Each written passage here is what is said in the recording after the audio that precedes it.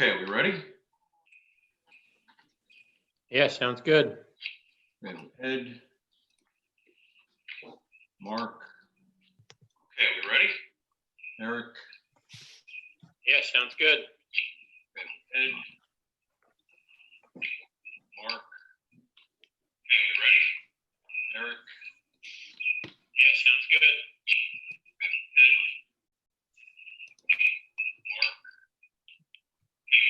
ready? Eric. Yeah, sounds good. Do I hear an echo? Yeah, you do. Somebody, I wonder if it's somebody has their cell phone too close to the laptop, or maybe we should all go on mute. Echo? Yeah, you do. Somebody, Okay, that's better. It was just repeating. There was a lag.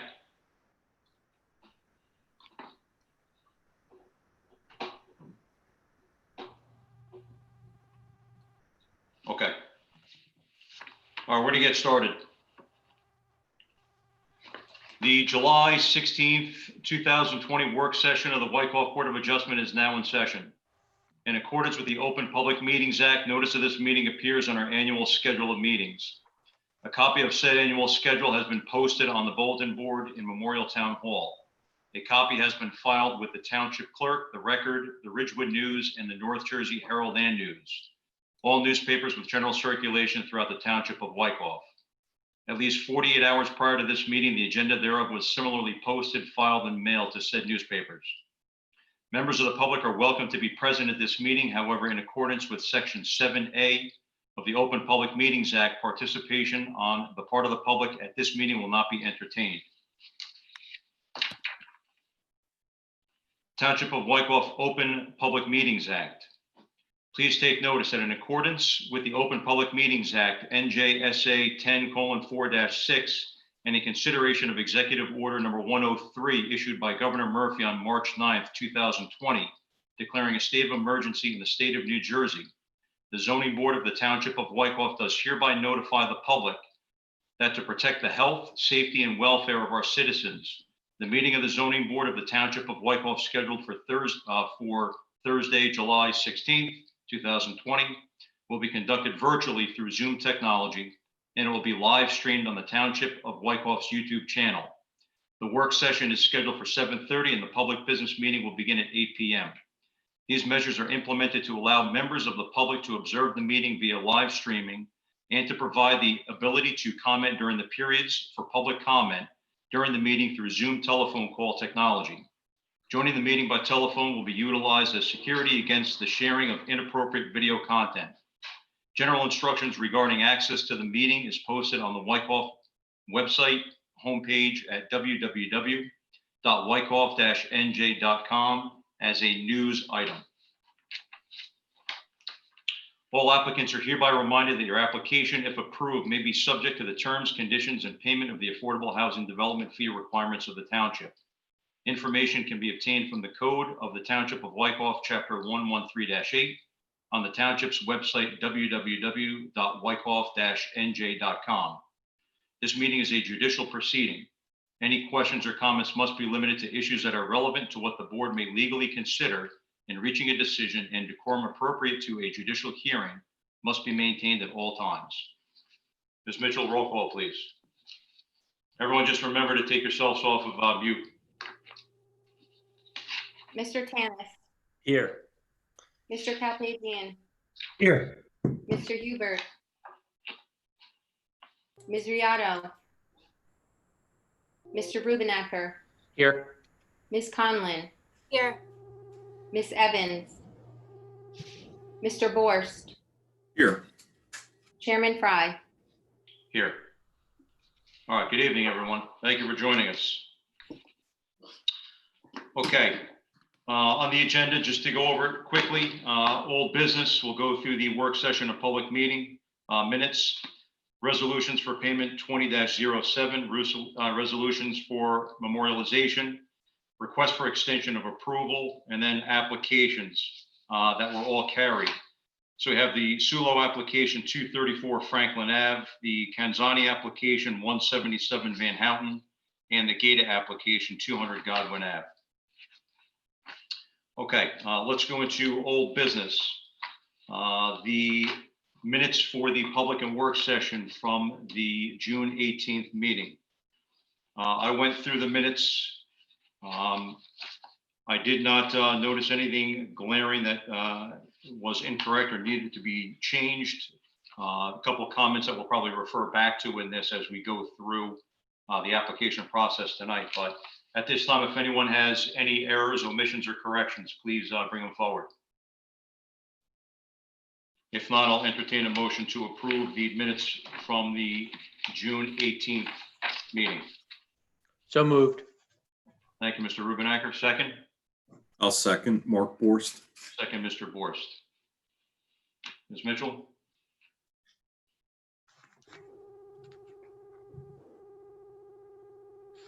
Maureen, you're on mute.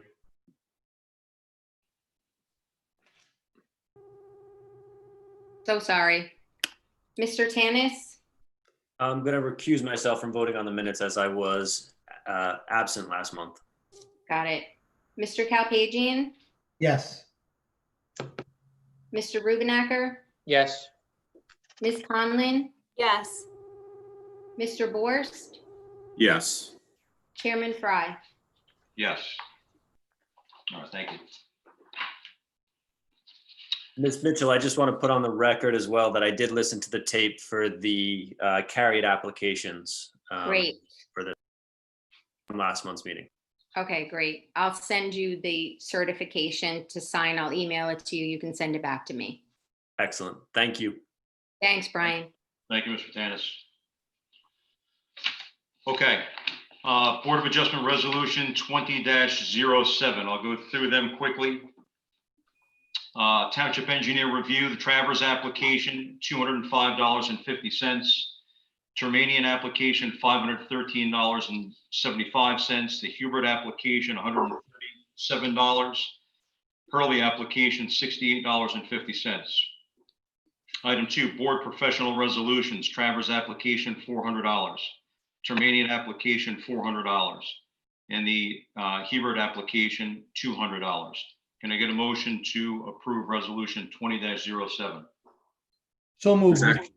There's actually one more on that. There's actually a correction on that. There was a revision on the resolution 20-07. I sent a new one earlier today. Sorry. Oh, did I miss that?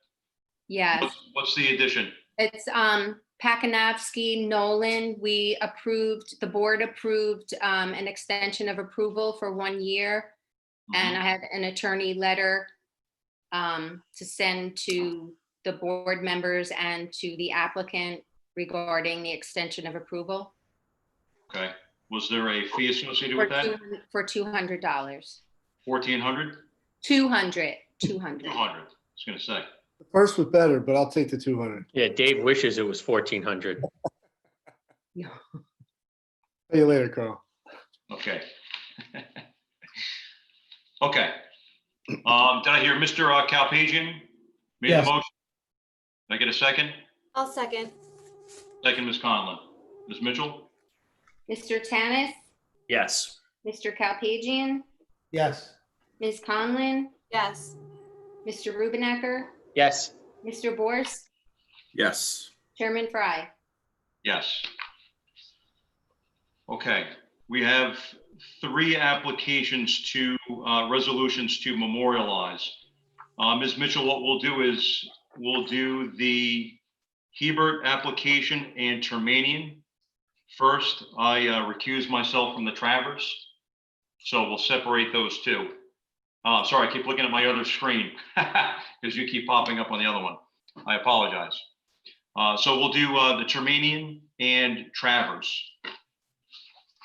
Board members, any comments, questions, concerns about the resolutions for the Termanian application 630 Mountain Ave or the Hebert application 553 Fairmont Road? None. Yeah, neither. I don't believe I had any notes either. Okay, good. Can I get a motion to approve those 2 resolutions? So I'll make a moved. motion. Okay, then I'll second it. Mr. Forrest, second, Mr. Rubenacker. Mark Ms. Forrest? Mark Forrest, yeah, second, Mr. Rubenacker. Okay, thank you. Ms. Conlon? Yes. Mr. Tanis? Yes. Mr. Kalpagian? yes, Mr. Rubenacker? Yes. Mr. Borst? Yes. Chairman Fry? Yes. All right, So then we that's have two. the Okay, Travers, Resolution 165 Greenhaven Road. My only comment to that, I noticed in reading through the resolution, Board Member Rubenacker had made a motion to approve the application as presented. And as a condition, such approval also conditioned upon the applicant submitting a landscape plan showing foundation plantings of a minimum 2 feet in height to be submitted no later than 2 weeks prior to the memorialization of the resolution. Did that happen? yes, Yes. yes. It did? The landscape plan was submitted and I sent it to Mr. Borst and Mr. DeGennaro, and they found it to be acceptable. Fantastic. So that was fulfilled and complete. Excellent. Okay. Board, were there any other comments on the Travers resolution? Okay, not, I will entertain a motion to accept the resolution for the Travers application 165 Greenhaven Road. I'll so make moved, that motion. This is Mr. Rubenacker. Motion by Mr. Rubenacker, second by Mr. Kalpagian. perfect, Ms. Conlon? Yes. Mr. Tanis? Yes. Mr. Kalpagian? yes, Mr. Rubenacker? Yes. Mr. Borst? Yes. Chairman Fry? Abstain. Abstain. Sorry. No problem. Trying to trick me? Okay. So also in the packet, we had a correspondence from Jeffer Hopkinson and Vogel. It's a request for extension of approval. I'll read that. Jerome A. Vogel Esquire, on behalf of the Christian Healthcare Center, has requested an extension of time to begin construction on the administration building and the behavioral management Ramapo Ridge building. These projects were approved and are part of the resolution for the Vista construction project on September 20th, 2018. A previous one-year extension of time was requested for these same projects in June of 2019 and was approved at the July 18th, 2019 board meeting. So it's in tandem with the large application that they had up at the healthcare center. They had another couple of small additions they were looking to do. Mr. Vogel submitted a letter to Mr. Becker that they had not started construction and felt that it would be prudent to reach out with another letter because the deadline for a year would be coming up to request another extension. So we had some brief dialogue and I just asked him, in case any of the board members or anyone has any questions, see if we can get an explanation as to why and confirm that they're looking to begin construction within the next year. So there's a follow-up letter that we received dated July 9, 2020. Dear Ms. McQuaid, Yeah. I Mr. Vogel's been away from us for a while. I let him know she's been gone for almost 2 years, but So I'll read it. This correspondence supplements our prior communication on June 29th, 2020 to supply factual context upon which construction did not proceed on the structures. Unfortunately, the COVID-19 virus impacted the intended commencement of construction and the resultant governmental restrictions affecting not only the CHCC intention, but also the various contractors and suppliers for these projects. It is anticipated that construction would be able to commence during the forthcoming year. So that was the explanation as to why. Board members, do we have any comments? If we do, please present them now. If not, I would like to just vote on this so we can memorialize it. Any concerns? I think it's pretty cut and dry. Yes, agreed. Okay, great. With that, I'll entertain a motion to approve the request for extension of approval for the Christian Healthcare Center. I'll make a motion to accept. Thank you, Mr. Borst. Second. I'll A second. second. Second, Ms. Conlon. Ms. Mitchell? Mr. Tanis? I'm going to abstain from this as I didn't vote on the previous package. Okay. Mr. Kalpagian? You're on mute, Ed. Yes. Mr. Rubenacker? Yes. Ms. Conlon? Yes.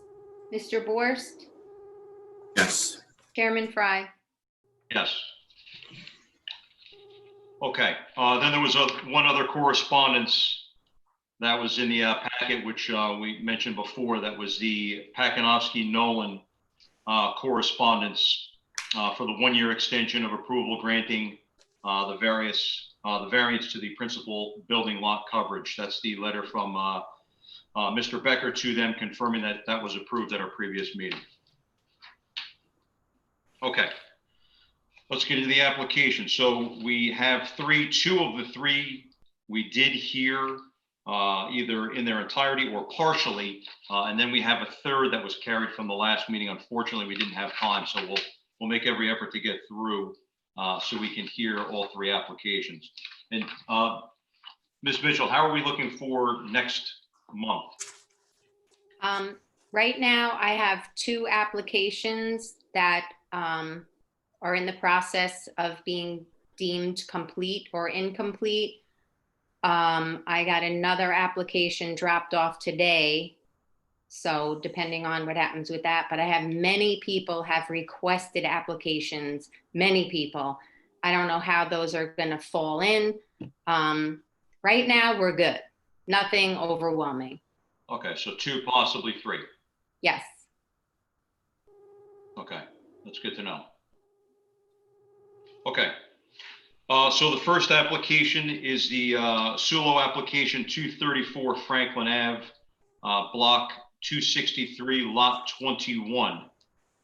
Mr. DeGennaro, good evening. Yes, sir. How are you, Mr. Fry? Very well, thank you. Have you had a chance to go through, can you give us an overview of the revisions that were made? Will do. Thank you. So we received, and you should all have a revised set of plans, revision date 7/6/20, prepared by Chris Blake, architect. Morgan Engineering provided a revised survey dated 7/2/18 with a, what is his revision date? 6/23/20. They added lot area without the right of way. So I'm just going to point out, I had a phone conversation today with Chris Blake. I think what was confusing was that the lot area originally, property line is measured to the center line of the roadway of Franklin Avenue, and the right-of-way line was established. However, it seems to be that the perfecting of the easement has not been done, easement being the right-of-way. And they measured the lot area based on the lot as measured to the center line of the road. What came back to us is they measured the lot area to the curb line, which is 9,376 square feet. So with my conversation with Chris Blake today, he confirmed to me that the lot area to the right-of-way line, which is what we're interested in, which is what the front yard setback is measured to at 41.6 feet, is in effect 8,232 square feet, just 16 square feet greater than what I had estimated last month. So that's fine, and it makes sense. But it does change the section J, which Maureen, I did not get a section J. I don't know if one was submitted or not, but I'm working off of the old one that I marked up. So the new lot area for lot size is 8,232 square feet, where previously was they had listed it as 10,803. The revised architectural plans, and I'll bring you through the changes quickly. The front yard setback remains the same. The side yard setback, which was the point of concern, was at 3.1 feet to the bump out, the first floor closet area, 3.5 feet to the rear corner. That stays the same because that's the first floor footprint. However, they did make an effort on the second floor to step it in 2 feet to go to 5.5 feet on the second floor. So that's a change that you'll see on the plot plan and architecturals. The gross building area is below the 2,700 square feet, so it does not trigger the enhanced. It's at 2,534 square feet. The footprint stays exactly the same at 1,560. The change in the lot area as a result of eliminating the right-of-way obviously increases the percentage of the principal building footprint and lot coverage. So it goes to 18.9%, which is a variance condition under the principal building lot coverage where maximum 15% is permitted. However, the combined total of 20% is not exceeded. It remains at 18.9 because there is no accessory structures.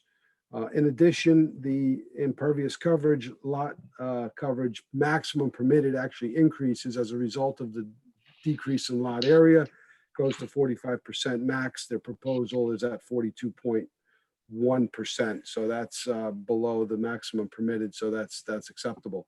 So really, there's one new variance, which previously was not listed, is the lot coverage principal building at 18.9. And that simply increased as a result of the elimination of the area of the right-of-way, which will need to be perfected. And that'll be something that if this board decides to grant this application and approval, it should be subjected to a right-of-way deed perfection and recording so that the right-of-way line is formally dedicated to, in this particular case, Bergen County. That's all I have. Okay. Thank you. So the one change, I didn't get a new Schedule J either. So I just made a note from the previous document that we had. And the only change was the lot coverage went from 11.52 to 18.9. 18.9 is the principal proposed. Existing was 11.52. Previously, it was 14.40 proposed.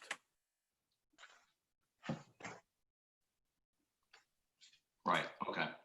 That 14.4 was incorrect. Correct. Thank you. Correct. It was incorrect. So the proposed, so number 6 proposed combined obviously then changes to 18.9 as well. But that's not a variance condition. Correct. Okay. So that's one new variance. Okay. All right. The one comment I had, I think we were all struggling with this application. We had some discussion, we had quite a bit of discussion about it last time.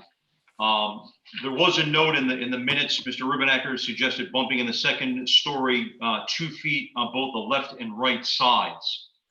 So we can probably have some discussion on that. It does look like the left-hand side has been changed to bump in 2 feet, that second story. So they definitely made an effort to, on that side. The right side, it doesn't look like it, but I think maybe some of the roof lines changed. I know we have a whole roof line redesign proposal in here. So maybe the applicant can just go over what they did. And we can kind of take it from there. Board, any other comments or questions? Nope. No questions here. Okay. All right, let's go on to the next application. Oh, the only thing I did note, sorry, Mr. Chairman, in the revised survey that we received, it does not show the circular driveway, which I know is there and it's on the revised architecturals, but it's not on the revised survey. So I did catch that. And yeah, I don't know if they're going to revise the survey, they're going to have to, have that revised driveway in there. Yeah, I'm looking at the original. It looks like they had maybe penciled it in on the original. It wasn't part of the actual survey. So yeah, we can, you're right though, that does exist. I don't think it's been paved yet. Maybe just Belgian block curbing. But we'll get some we'll get some testimony on that. Okay. Thank you.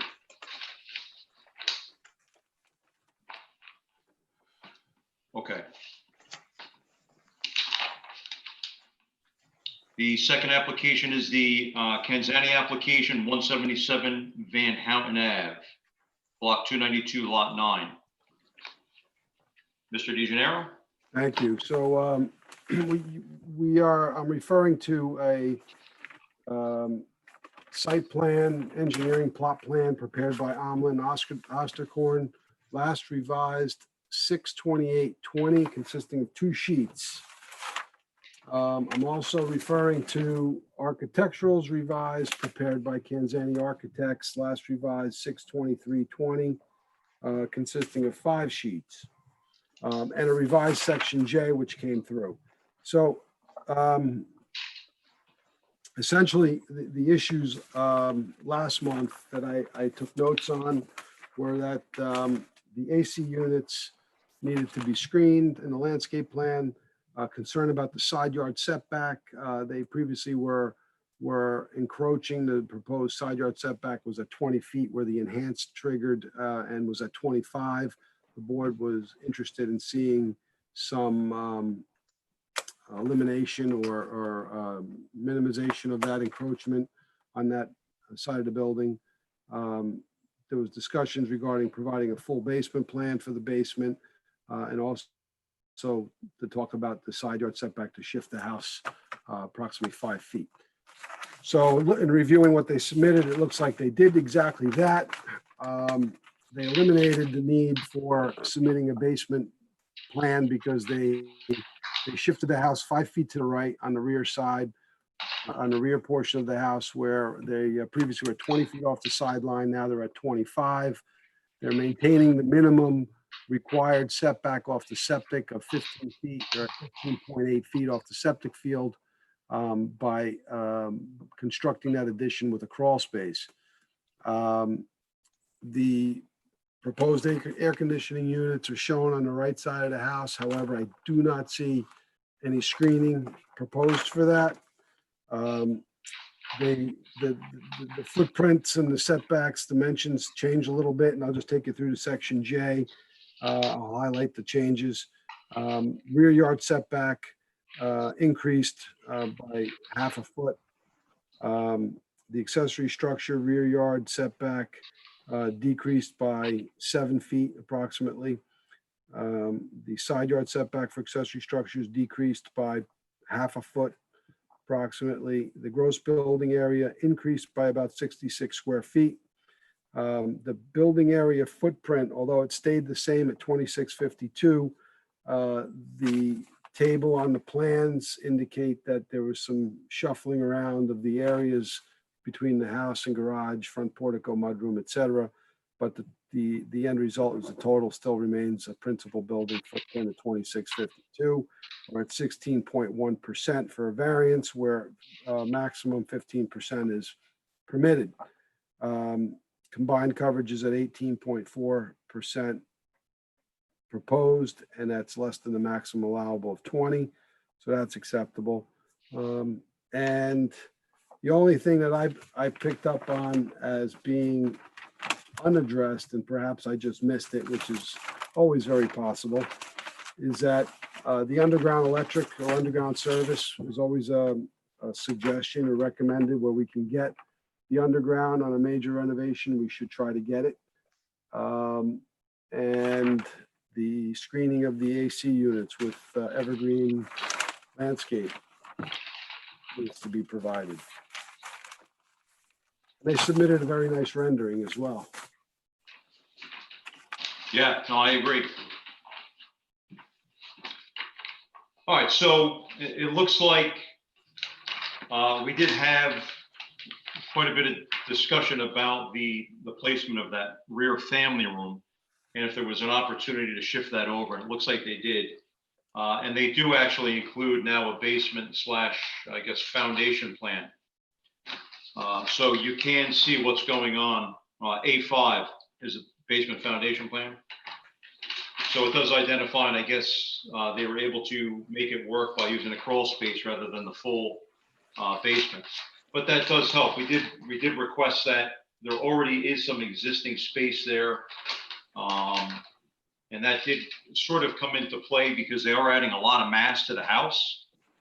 And they have, I believe, a study and maybe a playroom, and then a family room, a dining room. So they're adding a lot of space. So that's why we wanted to see if we could compress this, because although the frontage is short by 15 feet, it's not overly restricting as to what can possibly be done. And again, I think the biggest concern was this house currently is certainly more conforming, with the exception of the pre-existing with the frontage. But by doing what the applicant's proposing, it's actually creating the bigger issue because it's triggering that enhanced side yard setback. So they kind of went in the wrong direction. And I know we had some discussion on that. And I do appreciate the fact that they made an effort towards the rear. I didn't see that they moved the garage at all, and whether or not they would consider something smaller in size to shift that over. But what I can say is it does help now that we see the foundation plan. To the right of it is existing slab on grade. And one of the board members did make a comment to that point, and it's in the minutes about if the benefit of keeping a two-car garage, there is some sacrifice, asking if there was a consideration had the applicant looked into eliminating the mudroom and shifting the garage to get further off, because 11.1 feet, I think the board was really struggling with, especially when the enhanced side yard setback in this application is being triggered. So that is something that we should definitely try to hone in on and have some dialogue on. You're right, at the AC units I did have noted, they're outside the setback now. We can have it, that's a simple discussion about screening. And I don't think we had any issues with the front encroachment. And it doesn't look like there were any changes made to that. So you hit on the numbers. Some of them changed slightly. Square footage changed on the gross building area, went up slightly. And the deck actually grew just slightly as well. Other than that, it looks like everything else pretty much stayed the same, with the exception of the rear additions were bumped over. Certainly for the family room is now conforming at 25 feet. Board members, any comments? No, none. Nothing? Okay. Or is everybody just on mute and you're all talking and I just can't hear it? No, no comments. No, okay. All right, I think you covered it all. all right, thank you. All right, let's move on.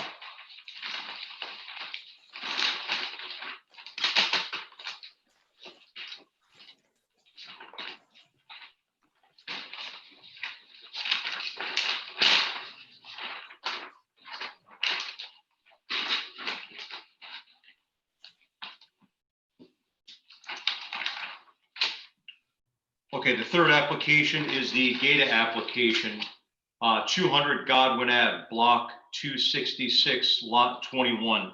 And Ms. Mitchell, I'll just remind you, I'll be recusing myself from the application again, so Mr. Borst will chair this portion of the meeting.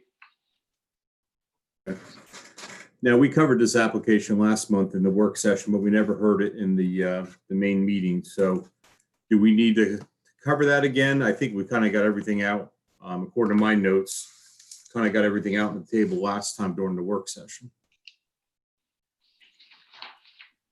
Does anybody want to add anything to what we discussed last time? No, I'm good. Thanks, Mark.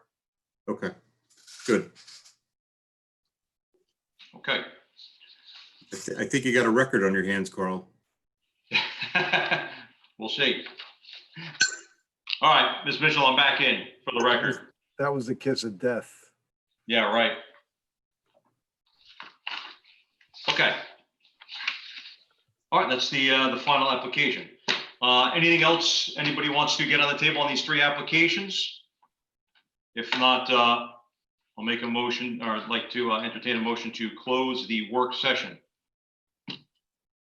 So moved. I'll second. Motion made by Mr. Rubenacker, second by Mr. Borst. All in favor? Aye. Aye. So be it. Okay. Do we need to take a recess or can we roll right into the public? Let's keep moving. I'm Okay, good. let's roll.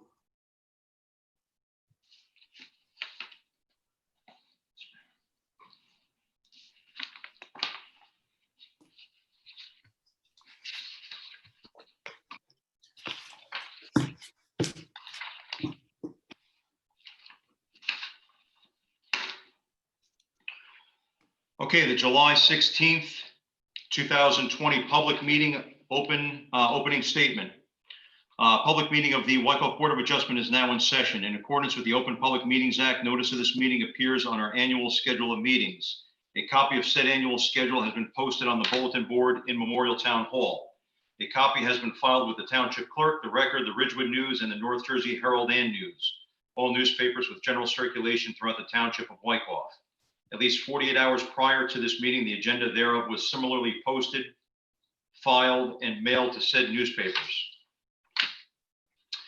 The Open Public Meetings Act. Please take notice that in accordance with the Open Public Meetings Act, NJSA 10:4-6, and in consideration of Executive Order Number 103 issued by Governor Murphy on March 9th, 2020, declaring a state of emergency in the state of New Jersey. The Zoning Board of the Township of Wyckoff does hereby notify the public that to protect the health, safety, and welfare of our citizens, the meeting of the Zoning Board of the Township of Wyckoff scheduled for Thursday, July 16th, 2020 will be conducted virtually through Zoom technology, and it will be live streamed on the Township of Wyckoff's YouTube channel. The Wyckoff session is scheduled for 7:30 and the public business meeting will begin at 8 p.m. These measures are implemented to allow members of the public to observe the meeting via live streaming and to provide the ability to comment during the periods for public comment during the meeting throughout the Zoom telephone call in technology. Joining the meeting by telephone will be utilized as security against the sharing of inappropriate video content. General instructions regarding access to the meeting is posted on the Wyckoff website's homepage at www.wyckoff-nj.com as a news item. All applicants are hereby reminded that your application, if approved, may be subject to the terms, conditions, and payment of the Affordable Housing Development Fee requirements of the Township. Information can be obtained from the Code of the Township of Wyckoff, Chapter 113-8, on the Township's website, www.wyckoff-nj.com. This meeting is a judicial proceeding. Any questions or comments must be limited to issues that are relevant to what the board may legally consider in reaching a decision, and decorum appropriate to a judicial hearing must be maintained at all times. Ms. Mitchell, roll call, please. Mr. Tanis. Here. Ms. Conlon. Here. Mr. Kalpagian. Here. Mr. Rubenacker. Here. Mr. Borst. Here. Chairman Fry. Here. If you would, please rise for the Pledge of Allegiance. Share my screen. Give me 1 second. Perfect. Mr. Rubenacker, if you would lead us, please. Yes, I pledge allegiance to the flag of the United States of America and to the republic for which it stands, one nation, under God, indivisible, with liberty and justice for all. Okay, thank you. It's a great picture, by the way. You sent that to me. What? Yeah. All right, good evening, everyone. Thank you again for joining the July 16th, 2020 Board of Adjustment Zoom meeting. Before you know, we'll be getting very used to this and we'll forget all about having to actually go down to town hall. Although I hope that's not the case because I do miss seeing everyone in person. Okay, so we went through the old business. We went through the resolutions for payment 20-07. We went through the resolutions for memorializing and the request for extension of approval for the CHCC application. We went over those in the work session. So tonight we have 3 applications. All 3 were carried applications. 2 of the 3 we did here at the previous meeting. 1 we will get to this evening. It will be the first time. So why don't we jump right into it? We had some discussion in the work session on the three applications. We'll start with the Sulo application, 234 Franklin Ave, block 263, lot 21. And I did see Mr. Sulo, yes. Mr. Sewell, I just want to remind you that you were sworn in at the June 18th meeting, so you're still under oath.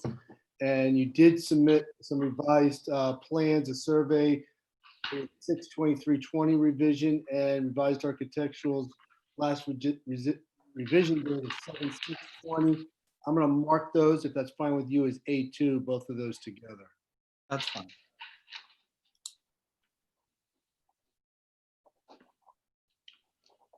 Okay. Okay, so Mr. DeGennaro went through what he recognized as the changes. I know we had some discussion and back and forth about where the front yard setback was. We do see that there was a revision in the survey of property. The revised document that came in dated July 10, 2020 was received. The document then does demark the right of way, and it looks like your front yard setback is taken from the right of way. As Mr. DeGennaro mentioned before, the square footage, however, was still taken from the curb line.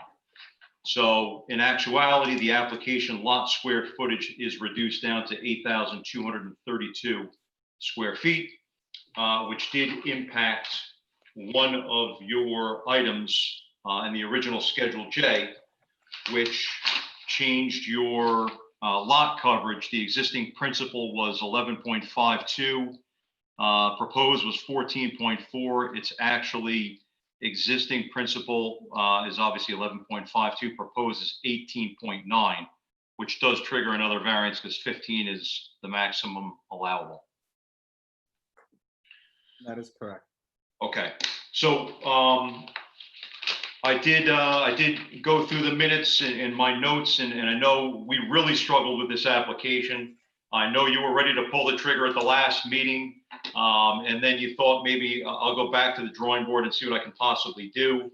The big concern I think we really have is that that left-hand side at 3.5 feet is really a stickler. And to further compound that by building right on top, we felt would not make it so that the benefit to what is being done outweighed the detriment.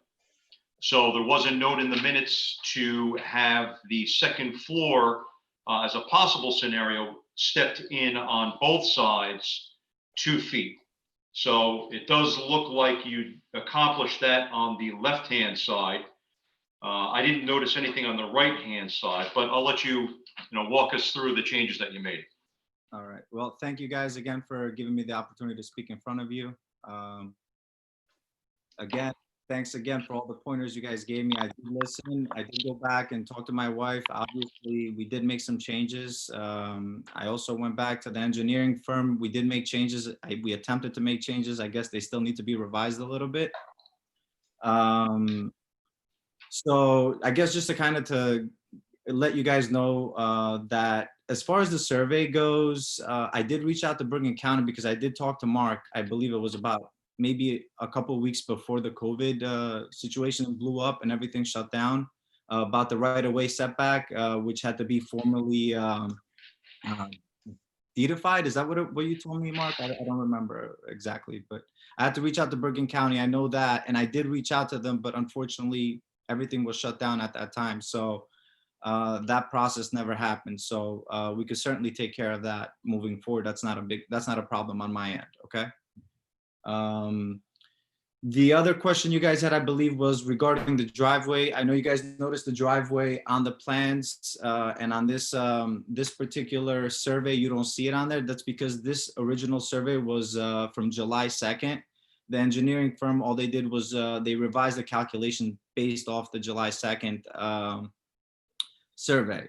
So what I could do is once, let's say everything is hypothetically approved today, I can get an as-built survey once all the construction work is completed. So that way you could have all the details on there, for future reference. I don't know if that's something that would help with this. And I guess to the last thing, which we go back to the structure of the house. We did go back and I did discuss it with my wife. We also have to consider costs, not only just the structure itself.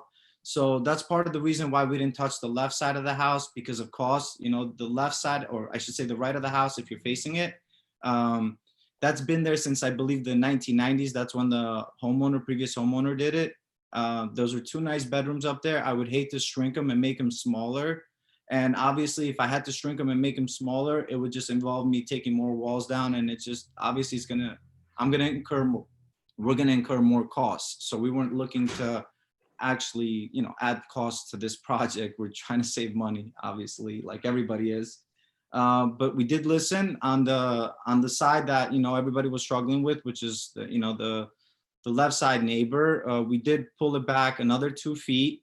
So it does give us a little bit more, gives the neighbors a little bit more breathing space. And at the same time, I don't think the house is losing its, the charm and the characteristic that we would like to keep with it, obviously. So we did redesign the roof one more time on that side, so it looks nice. So, that's basically it from my end. Honestly, it's primarily financial. That's the primary reason why we decided not to touch the left side. It wasn't more so. So I was on mute before. I was going to try to cut you off. Sorry. Just a hint. The board can't review and consider cost, unfortunately, as a reason to accept or deny an application. Okay. So I would encourage you not to try to push that card because you won't benefit by doing it. Unfortunately, right, wrong, or indifferent. I just wanted to give you a heads up. I'm sorry. I had no idea. I apologize. Oh, no problem. No problem. So, The addition above the garage, that is all pre-existing, is that correct, in that roof line? correct. Yes. So as we see it on the plan on the right side and we look at the right-hand side elevation, that is all pre-existing. That is correct. Okay. You can see it, I believe, on the first page, A1. You can see it on the plan. It says 2-story frame dwelling. That's a 2-story addition over there. There's 2 existing bedrooms, which you see those in the plans as well. They're right above the garage and are actually over part of the living room too. Okay. Yeah, that's what I recalled. I just wanted to clarify that was all pre-existing. The house almost looks like a bi-level from the street, but it's actually higher than a bi-level because of the garage. So it's higher than that. The only unfortunate thing is the previous owners, when they built it, they didn't put proper steps and they put a spiral staircase up there, which we already discussed the last meeting and the meeting before that. We actually use those rooms. Honestly, my wife just keeps her shoes up there. That's the only reason why we do with those rooms. We can't go up and down those stairs. It's not safe. She's got a lot of shoes. It's not full. I promise you that. So, How many bedrooms is the house right now? currently the house is a 4-bedroom house. And what's it going to be? It's going to be a 4-bedroom house. We'd like to keep it a 4-bedroom house. On the first floor, we'd like to keep it as an in-law suite. So one comment, I spent a bunch of time today just driving around and kind of staring at the houses in the neighborhoods. Is there any reason why, where you have the existing bump out on the second floor? So right now you kind of have a ranch with a box on the right-hand side. Yeah. And the box right now, it's hip coming down towards the street. It's a gable end on the right. So it looks like you're taking that box, you're rotating it 90 degrees, so to speak. So the gable's towards the front of the house and the rear of the house. So it looks like, and I don't want to speak for you, it looks like you're bringing that roof line down rather than having a peak of a gable end right up on the neighbor's property, which is the further setback point. We won't even get into the 3-foot yet. But you've reduced that peak because now it's a hip coming down towards that location, right? It's actually the frame, the way you see that roof you're talking about the neighbor side where we're very close, correct? No, on the right-hand side. On the right-hand side, yes, we're changing the design of the roof over there because from the initial meeting, you guys felt like the house was, the roof of the house was way too big and made the house look very large. So that's part of the reason why we revised it for the previous meeting. So How high is the second floor ceilings currently? the second floor ceilings right now, I believe they're about 8 feet. 8 feet. Yeah. Is there a reason why, since now you've rotated that top, is there a reason why you couldn't keep that as the peak elevation and carry that? Because now you're kind of creating like a hip in certain aspects of this roof. I understand what you're saying. Is there any reason you couldn't have kept that? And one of the reasons why is if you step back and you look at the house, it isn't a very high house the way it exists, and it's a 2-story home. You're making it higher. And even though you have some gap on the right-hand side, the neighbor immediately to the right, there's some screening there, and then there's a gap to that house. Yeah. The left-hand side, you don't have that. In fact, it gets worse as you go further back because if I'm not mistaken, the neighbor to your left, their house is skewed to the road as well. So their house is actually coming closer to the property line as well. So you have like a double whammy in that spot as you look at that left-hand side. But now you've gone up in height. It's tough to tell. You're only noting 6'6" to the top of the, oh no, it's actually more than that. It's actually more than that. You're going to 29.4 now to the peak. But it looks like you're adding at least 4 more feet to the roof line. Yeah, the reason being you're seeing that it's because on the first floor over here where we're at, the floor, the addition, the other side addition, like I told you, it's not a full at a level, it's actually short. On my first floor, the ceilings, where that part of the addition that comes in my living room, the ceiling's only like 7 feet tall for like about a good 8-foot section. So if I carry that elevation all the way through, then I'm gonna have a 7-foot ceiling on my first floor all the way through. It's currently a 7-foot ceiling on the first floor? Would you like to see? No, just one section where the addition is. Would you like to see it? I can show you. Oh. No, that's okay. I believe you. Yeah. I guess that is an advantage of having a Zoom, though. I don't know why You can look at things live. it would have been so easy for them to just go straight up, and it probably would have been more effective for them to put steps in. But I guess I have no idea, honestly, what was going through their head back then. Okay, that's just one thing I noted, and I do see that you pulled the second floor addition back. Am I correct in saying 2 feet on that left-hand side? Correct. Yes. Okay. Oh, you are correct. That yeah, we did move that side back as you guys requested. And just to reiterate, the reason why the roof line is like that, it's because I believe on the first meeting where nobody was on, you guys had noted the roof was too big. I adjusted it to make it like this. In the previous meeting, I had a lot of positive feedback from you guys regarding the roof. So that's why we just left it like that. And like I said, that the ceiling height in there, it's just for the central and heating air units that are going to be in the attic. All right, board members, any comments? You know, I like how we stepped in this on the left side.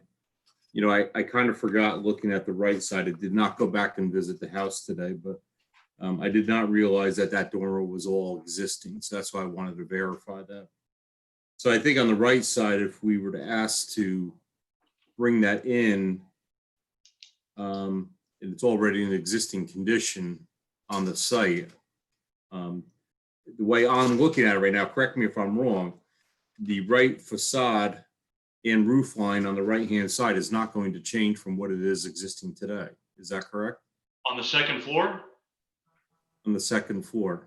Second floor, it looks like they're essentially taking that box that sits on the second floor and rotating it 90 degrees. The roof line changes. Changing the roof line, that's it. We're not doing it. So the visual on the right-hand side is actually going to decrease in visible facade, if I'm correct, right? That's right. You won't see a gable on that right-hand side anymore. You'll see a hip. So that would be good for the neighbor on the right. Yeah, that was part of the reason you. why the other client, the initial drawing had the big A-frame roof that went all the way across, the gable going all the way across. And we changed it to a hip roof, so that way the house didn't look as big from the street. It had a little bit, obviously, it wasn't as, as large as it looked, so we adjusted that size.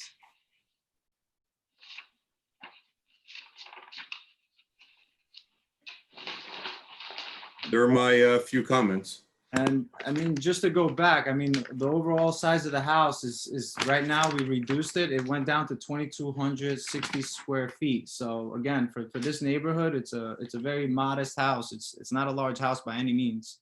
We're not at 3,000 or 4,000 square feet. It's a modest house on a modest lot. What's the gross building area? The gross building area, I believe, is 16.64%. And I think the maximum is allowed is 20. No, gross building area is square footage. Oh, the square footage is 2,265 square feet. That's livable area though. Yes. Do you have the gross building area square footage, which there's a garage, right? You mean garage, patio, AC units, everything like that? Right. Or total just that's 3,692 square feet, I believe. That includes the driveway. It includes the patio, the AC units, the steps, the landing, walkways, and the building. The buildings, I guess the total area for the buildings, for the building itself, it's 1,560 square feet. Doesn't include the driveways. And as I guess in regards to the impervious coverage, Mark, I'm not looking at that. You're well below on the impervious. Yeah. No, I'm looking to see if you are exceeding the allowable gross building area and you're triggering the enhanced side yard setback, because it's not taken into consideration currently with your setbacks, because all of your setbacks are 15 feet. So that means you have to be below 2,700 square feet. Mr. DeGenero, correct me if I'm wrong, for gross building area.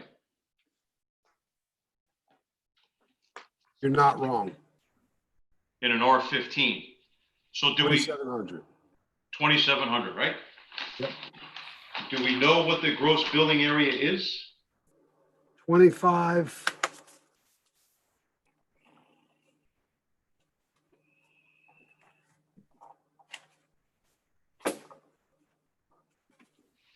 $2,534. I'm sorry. Yes, 2,534. So what is it? The total square footage plus the garage? Yes. I'm sorry, Mark, what was it? Yes. How much? 2,534. Okay. All right, I just wanted to get that on record. So you're not exceeding, okay. All right, then you would have had a whole nother problem. More problems. So the house got smaller by about 70 square feet. Is that correct? Yes. And that's all square footage you pulled from the second floor. No changes to the first floor? No changes to the first floor. The first floor is existing footprint. The only thing we're adding is just the one bathroom on the first floor and the porch, which they're both conforming. They're all within the 15 setback. So anything new is outside the setback? No, nothing new is outside the setback. Right. So nothing, yeah. Everything new is outside the side yard setback. It's beyond the set, you're beyond 15 feet. Yes, correct. Yeah. Okay. Wait, what did you just say, Carl? Excuse me? I didn't understand that last statement. He's talking about the first floor, I believe.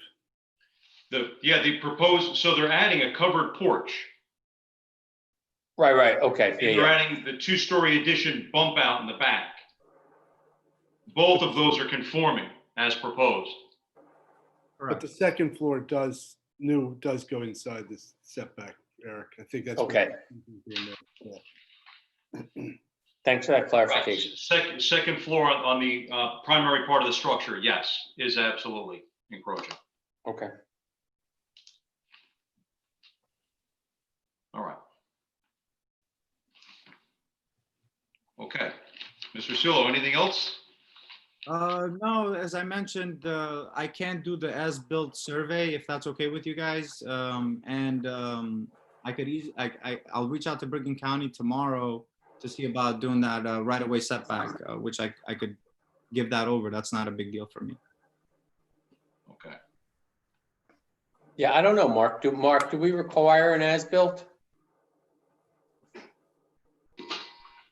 On a variance, yes. Okay.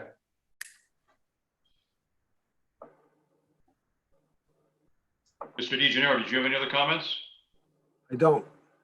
I would Okay. just suggest that we have to document the perfecting of the right-of-way dedication, so we have that. That has to be done by the applicant's surveyor and then recorded with the county.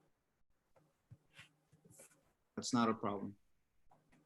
Was there a landscape plan that was submitted with this application? I believe we had one with the last application. Yeah, we Yeah, and I think we reviewed that said it was last time. acceptable, if I remember Yeah. correctly. Oh, yeah. I got it.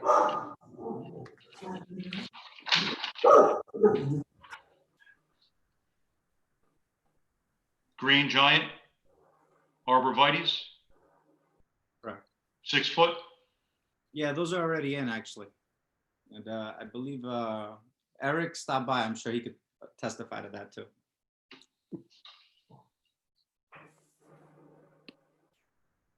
And the AC unit is proposed also in the back outside the setback, right? Yeah, I proposed to leave it where it was. Okay.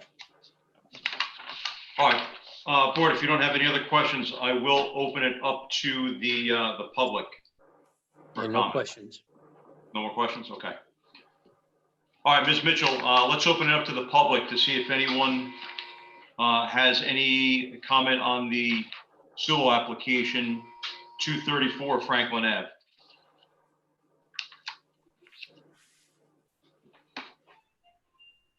Maureen, you're on mute again. Yeah, just, wait,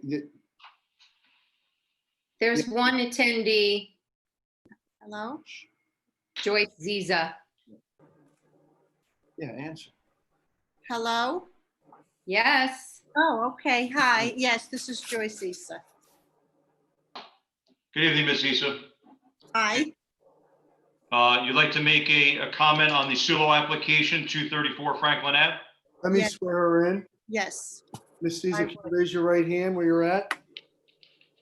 You swear or affirm the testimony you give, be the truth, the whole truth, and nothing but the truth, so help you God? I do. And again, if you could just state your name, spelling your last name for the record, and giving us your address, please. Yes. My name is Joyce Zisa, Z-I-S-A.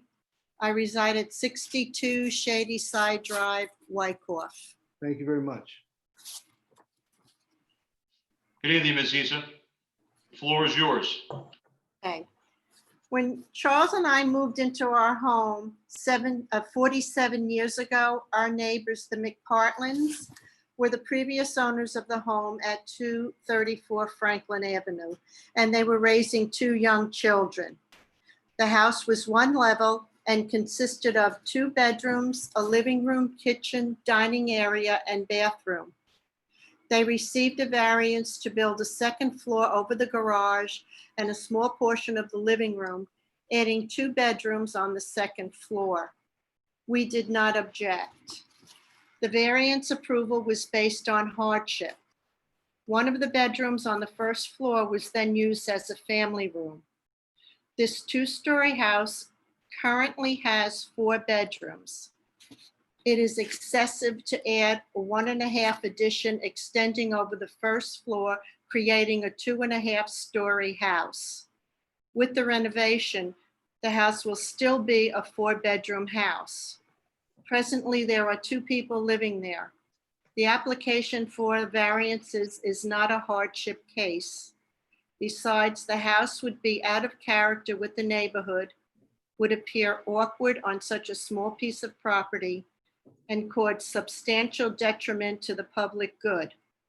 The renovation is not necessary, and the variances should not be granted.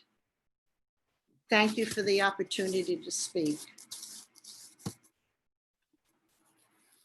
Yeah, did you want to ask for them, please?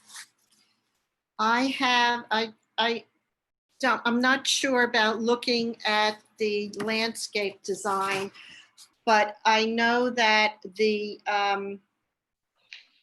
back of the house is going to be extended behind the garage, covering the first floor or adding to the first floor and the second floor.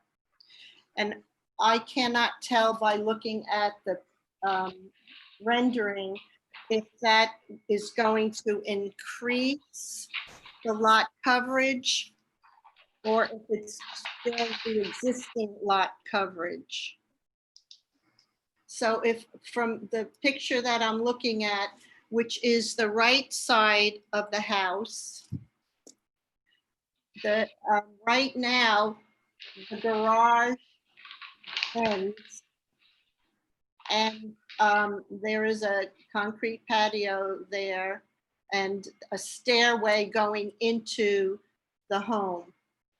According to the house or the diagram, it looks like there's going to be a second floor and a first floor addition directly behind the garage. Is that the case?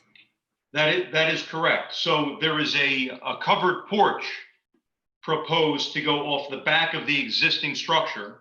Correct. And there is a, right behind what I believe is the garage, is a 2-story addition that is proposed immediately behind that.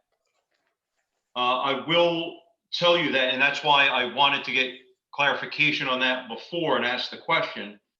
Both of those structures are outside of the setbacks. They are both conforming with respect to the side yard setbacks, both the left and the right. So if you can imagine, you're very familiar, obviously, with the lot, with the land, the owners, the entire history. And this is a pie-shaped, irregular-shaped lot. But for your own edification, the proposed additions that you just mentioned, both of them are actually conforming. Okay. But do they increase the footprint of the property? Yes. Well, not of the property. Of the building, of the structure. Yes. Okay, all right. So will that addition be flush with the right side of the house, or is it indented? No, yeah, it's stepped back. Okay, it is, okay. Yeah, the only way, and it looks like the applicant made every effort to make that portion of it so that it was beyond the 15-foot setback. Okay. It could not carry straight back because, again, it's a pie-shaped lot. So any further expansion directly off that right-hand side just gets closer and closer to the property line. So what they did was they stepped that back so it starts at 15 feet. I understand. Again, Mr. Sewell, I'm doing all the work for you, but I'll do whatever I can. I'm sorry, I didn't know I was allowed to speak, so. You're not. I'm only kidding. You are. Thank you, I understand it, thank you. Okay, you're welcome. Appreciate it, Carl. Sure. Okay, no one else from the public? Yeah, this is Charles Zisa. Any relation? As a matter of fact, yeah, it's for 50-something years. I remember you were sworn in at the last meeting, just reminding you that you're still under oath. Okay. I have, part of what was discussed at the work session and also in the beginning of the meeting related to things that were not changed on the application, and that was pretty important. So let me just go through them because some of them maybe were not addressed. This is the second meeting that I've attended with respect to this application. First, I want to address the details regarding the application. At the last meeting, it was determined that there was a significant discrepancy regarding the size of the subject property between the tax map and the survey that was presented with the application. Remember, the tax map was 149 by 147 by 20 by. Mr. Ziza, the township engineer cleared that up and redefined what the actual square footage is when we began. Right. And Okay. and the significance of it wasn't taken care of in the section of the application, because that was obviously important. One time we're talking about 10,000, a 10,000 plus square foot lot. And the other time we're talking about 8,232. So that makes the lot even more significantly undersized. And now I am concerned about the area that Mrs. Zisa just spoke about. That area, that does not increase the footprint towards the backyard. What are you referring to, the area? The area that you see when you look at the four diagrams or renderings of the houses, you're looking at the right side of the house where the three windows are. That extra piece Behind the garage. behind the garage, that does not increase the footprint of the house No. because it existed already? Was that it? What- So what's happening there, just to kind of give you a visual, right now what you're looking at, that exists. However, what is proposed is going to change the optic on that side, where right now it's a gable end. In other words, it's flat. If you stand at the bottom and look up to the peak of the roof, it's a flat wall all the way to the top. Right. What they're proposing to do. Wait a minute, I lost you.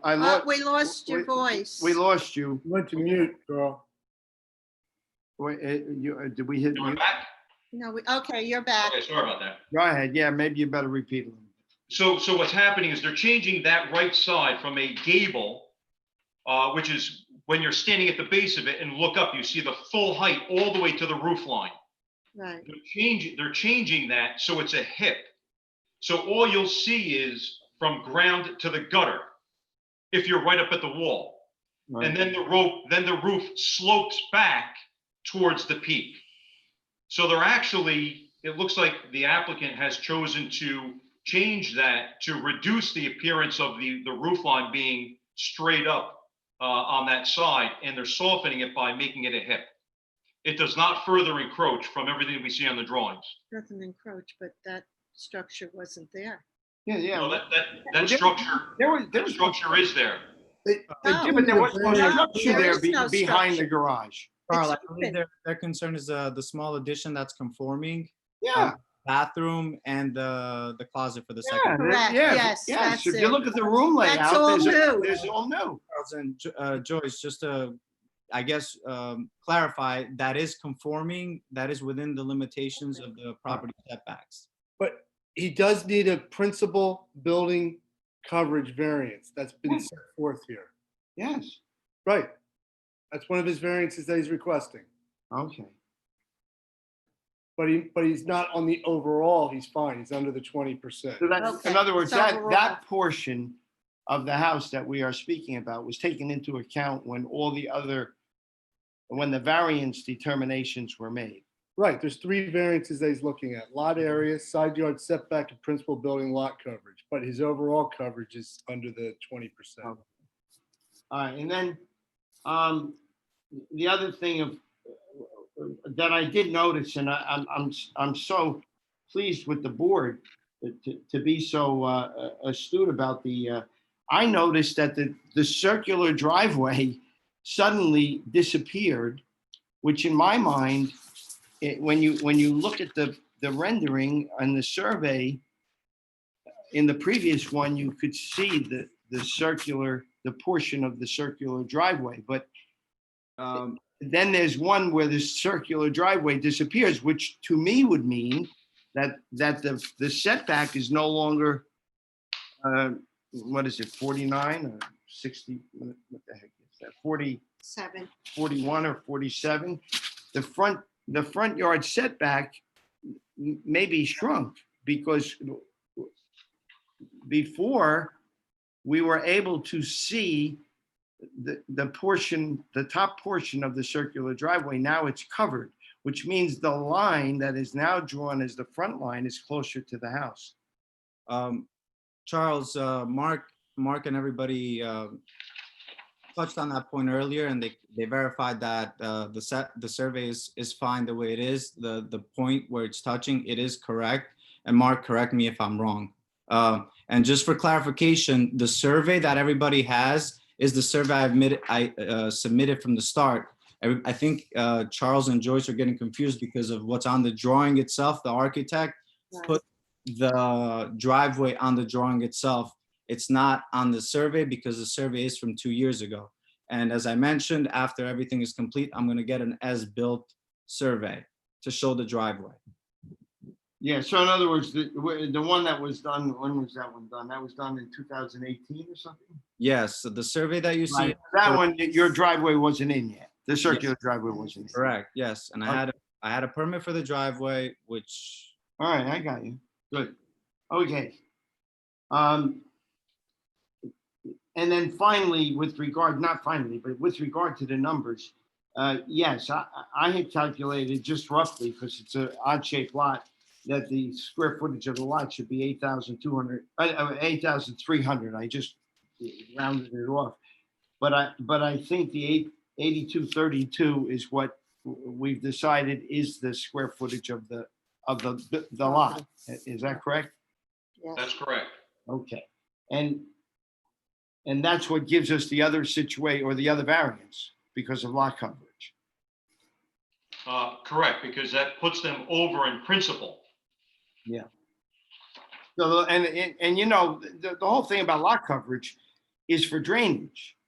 And the problem is that dramatically affects the property and actually the public good, because the water now is going to have no place to drain. It's going to go into Franklin Avenue, which is one of our main thoroughfares. Yeah, Mr. Ziza, that's actually not correct. The purpose of lot coverage is not solely for drainage. In this particular case, drainage is not even being considered because it doesn't trip the threshold for drainage requirements. The impervious coverage number was a number that was generated as far as buildable lot coverage for purposes of improvement of a lot, not necessarily for drainage, even though the definition or the term impervious coverage would let one believe that it's for drainage purposes only, and it is not. Okay, but the impervious area of the lot is affected by the decrease of the square footage of the lot. So if the lot is and he's still well below the 45% that he's permitted. Right. Okay, I got it. But I don't know. I didn't know if those, because no one, originally we were dealing with 10,300 square feet. Now we're dealing with 8,232. I don't know if anyone recalculated the impervious coverage.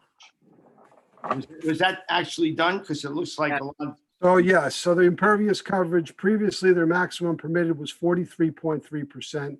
Because they're now under 10,000 square feet, their maximum percentage of impervious coverage increases to 45%. And their calculated impervious coverage prior was at 34.18. Currently, they're at 42.1. So yes, we did calculate it.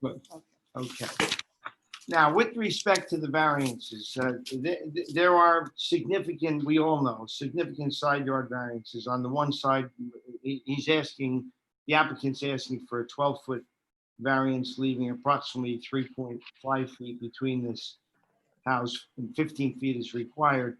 On the right side, the same problem. He's 10 feet from the neighbor's backyard, and again, 15 feet is required, and the combined of the two side yard requirements also requires a variance. The application shows, it does seem to show a reduction in the size of the rear yard. And I still, and this is still bringing us to the same problem. When you look at the application in section J, under building area, which is number 4. No, I'm sorry, not building area, rear yard. Okay, that would be number 2, rear yard setback. It seems to show that the present layout is 62.34 feet. It shows the proposed layout would be 50 feet, 50.73 feet. So that would mean there's a 12-foot reduction in the rear yard. Is that correct? Or is that a mistake on the application? No, that looks correct, because now they're taking into consideration the new addition of the covered porch coming off the back. Okay, Oh, the covered porch, so it makes it. small. right. So that's the 12 feet. All right. So they will be at, just to talk this out, they will be at 50.73, where what is required is 30. Right. For what? For the rear yard? For the rear yard. Yeah, I got you. Okay. And then,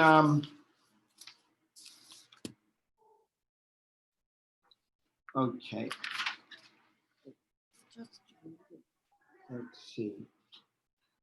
When we, just to chime in here a minute, when we Yeah. have people speaking for the public, aren't we supposed to be asking in form of questions, not to have a dialogue that goes on for 10 or 15 minutes about an application? You are. I think we need to Mr. rein this one in a little Appreciate bit. The fact that you were extremely thorough, as you were at the last meeting. What I would say is we would like to try to expedite this, because we have a couple of applications, one which we did not get to hear last time, and Right, we absolutely have to get to tonight. right. We So can, do you have any other specific questions for yeah, the? we can move it along. Okay. All the conditions, remember, this is a bulk variance. Bulk variances relate to lot size and unusually shaped lots or unusually small lots. All these conditions and unique physical characteristics of the property were already taken into account by previous boards of adjustment. When two. Mr. Ziza, you gotta stop, okay? What? You want to have it in the form of a question, ask a question. We don't need dialogue. Well, does the applicant know that there were 2 previous applications? We do have that on our records and we know that. Or am I going to ask him, or because I don't want to get information from the applicant regarding that. I just happen to know that there were 2 previous applications. And the important thing about it is that the applicant, remember, the lot was small and it was small. 2 other people have already taken advantage of variances. So they've already probably developed this lot as far as it should be developed. It doesn't preclude him from coming in and asking for a variance in this board considering it. They don't have to accept it. They don't have to approve it, but Yes, the application and they can decide on it. That's what we're here tonight. And the other applications are not, they don't give any precedent to this one here. So, I mean, it's nice and we all know that there were other applications, but that doesn't mean he can't come in here tonight and ask for variances. yeah. And the point is, the development of this property has already been looked at, and in fact, But then- variances have been We're granted. not bound by that. This Or- board's not bound by that.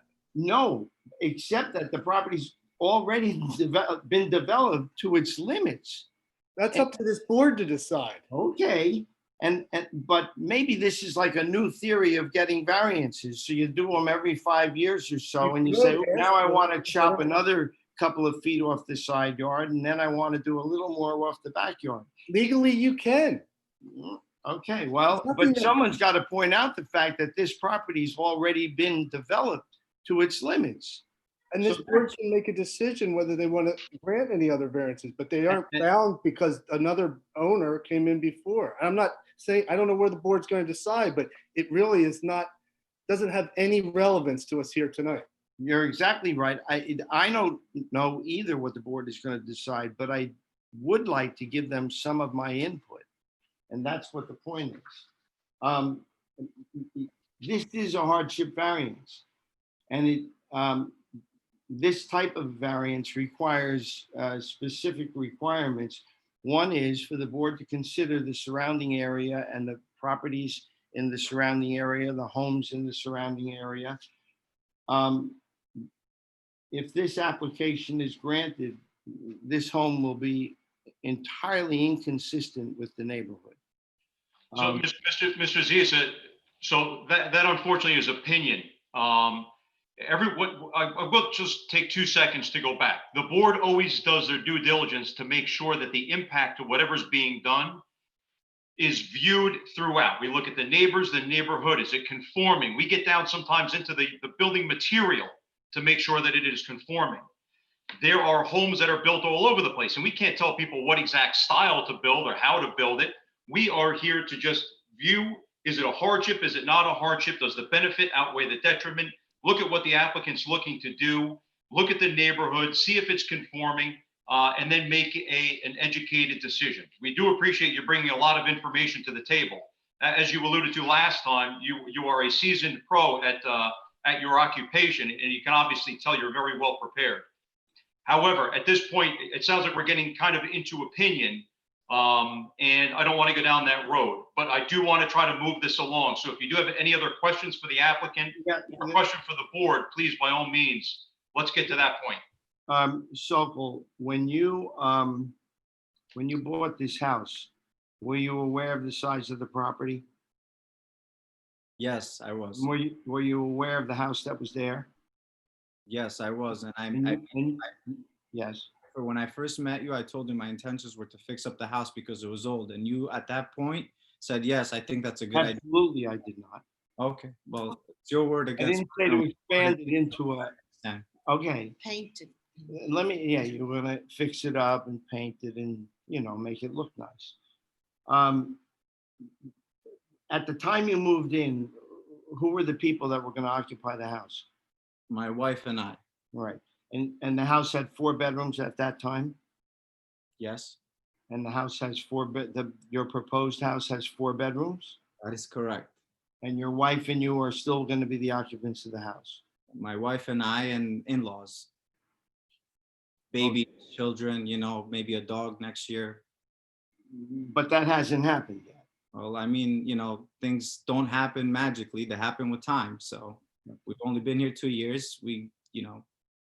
And when you bought the house, did you make the contract contingent on getting variances so that you could expand it into this gigantic monster house? Absolutely not. And No. I don't appreciate your comments towards what I'm proposing. So what we're not going to do is get into banter back and forth between the two of you. Mr. Ziza, again, I do have to remind you, you're giving opinion now. This is not a monster house. The board sees a lot of monster houses, trust me.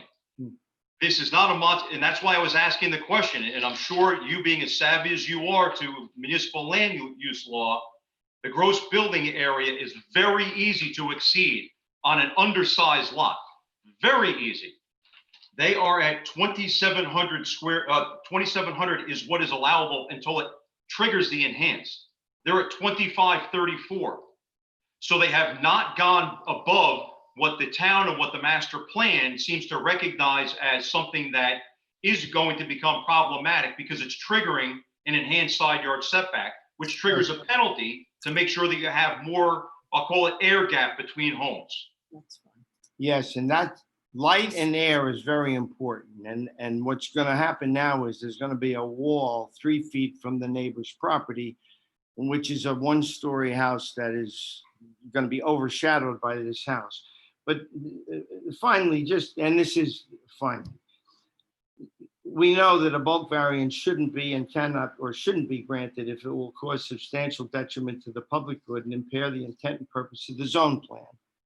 In this case, the development of this modest property with a house the size of the proposed one on a street that is a main thoroughfare through Wyckoff in a neighborhood which is entirely inconsistent with the proposed construction would be unreasonable and would not only impair the intent and purpose of the zone plan, but would practically annihilate it. It's absolutely the wrong thing to do for this property. And based on that, I would respectfully request that the application be denied. And that's it. Thank you. Okay. Mr. Ziza, thank you very much. We do appreciate your comments. Yes, you're welcome. Okay. Are there any other Zizas that are going to be speaking tonight? There is another one in Washington, D.C., as a matter of fact, who is an attorney, but he's not going to make an appearance. Okay. All right. I just figured I'd ask. Okay. Ms. Mitchell, was there anyone else from the public?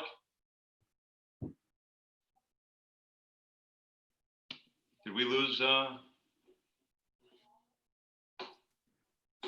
Yeah, I don't see her. I don't see her in the video. Bruce Whitaker became the host because Maureen got shut off for some reason. His time will come.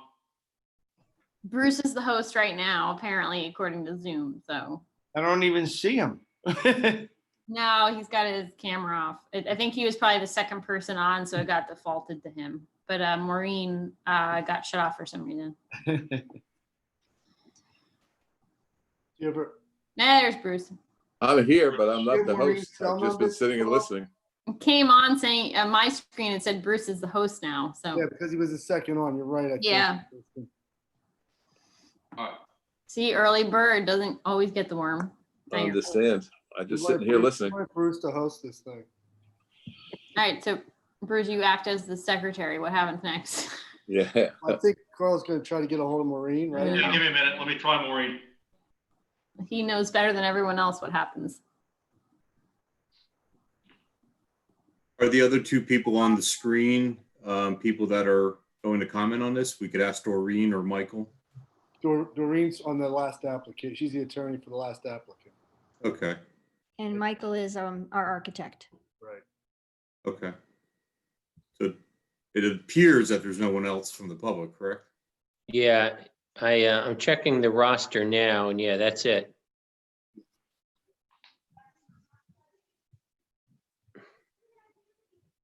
Oh, there's a Mark Benz. Maureen. I see a Mark Benz, but I don't. Mark Benz, you out there? I think they're with regard to a different application, not this one. Okay. You know if there was anyone else that was calling in?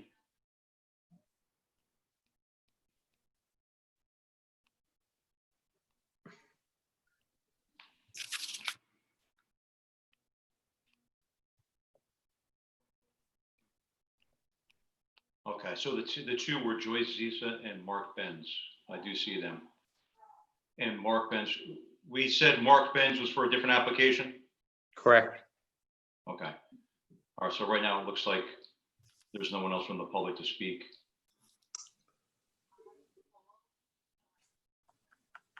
Yeah. Okay. Cool. Okay. All right. Thank you, Mike. Okay, she had an internet connection issue, but she is going to call in. So bear with me 1 second. But it looks like we've identified the attendees and there are no other members from the public that care to speak on behalf of the application at 234 Franklin Ave. So we will close the public comments. All right, board, are there any final comments? Or Mr. Sulu, is there anything else that you care to add to the application? Yeah, I just want to reiterate one more time. Again, it's a modest house on a modest lot, 2,265 square feet. Again, my wife and I selected this house because of the location as well. It's right by Lincoln School. We want to grow here. We want to be here for a very long time. So, like I said, you know, we've been saving up, obviously, to build this house because it's a dream of ours. So I'd appreciate it if, obviously, everything goes our way today. So thank you. Okay. Thank you.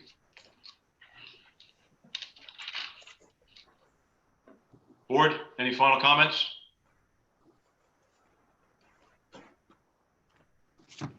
No, this is Eric, and thank you, Mr. Sulo, for your revised plans. I know last month I was the primary voice of the board regarding stepping in the second floor. I think you did a good job of stepping in that second floor. I do still think, there is a challenge here by the board. I can't believe we're contemplating, 5.5 feet off the side yard setback for the second floor on the left-hand side. However, I do think, there is a challenge in the oddity of this lot. And however, I do, so that's definitely a hardship. But the fact that you've been there for 2 years, I also struggle with the whole idea of buyer beware.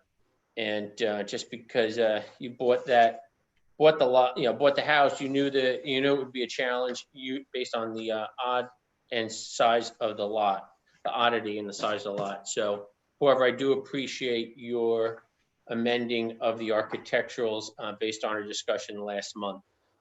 This is a tough one, but I do appreciate you working with the board as you've done so far with the roof lines as well as the second floor step-in. Thank you, Mr. Rubenacker. Just for the record, Ms. Mitchell has rejoined us. You are still on mute though, however.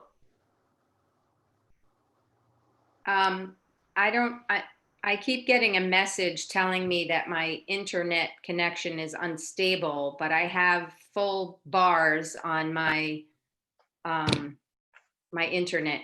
So I just hope I can hang in there.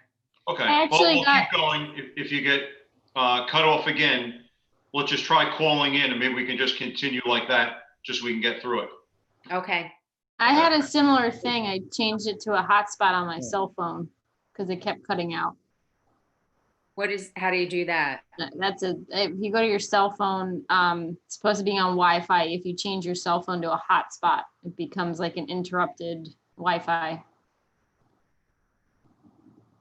All right, we'll cross that bridge when we get to it. Yep, maybe next time. Okay. I'm lucky. I'm lucky I'm on Zoom right now. I know. Good. Board, any other comments?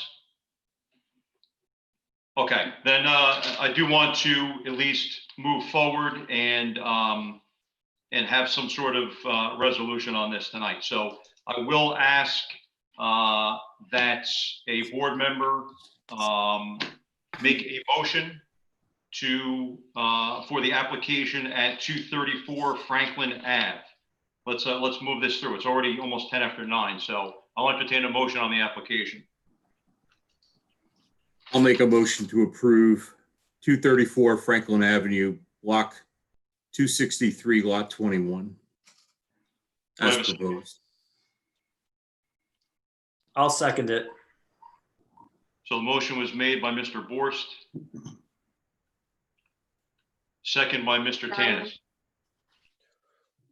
Okay. Do we need to get the revised section J and the revised survey on the record as Yes. part of the motion, or will that just be in the resolution? Let me run through what I believe are the conditions, Mr. Rubenacker. One is a revised Schedule A. One is the as-built survey showing the circular driveway. And also he needs to, if it is approved, condition on the right-of-way, the easement being recorded with the county for the right-of-way easement. And then obviously the variances are set forth, the principal building lot coverage, 18.9, and then the side yard setback of 3.5 on the second floor on the left-hand side.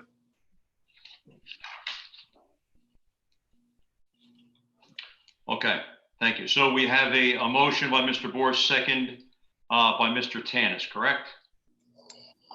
Yes. Correct. Okay, Ms. Mitchell? Mr. Kalpagian, Yes. Mr. Rubenacker, Yes. Mr. Tanis, Yes. Ms. Conlon, Yes. Mr. Borst, Yes. Chairman Fry. I will say that this application was extremely challenging.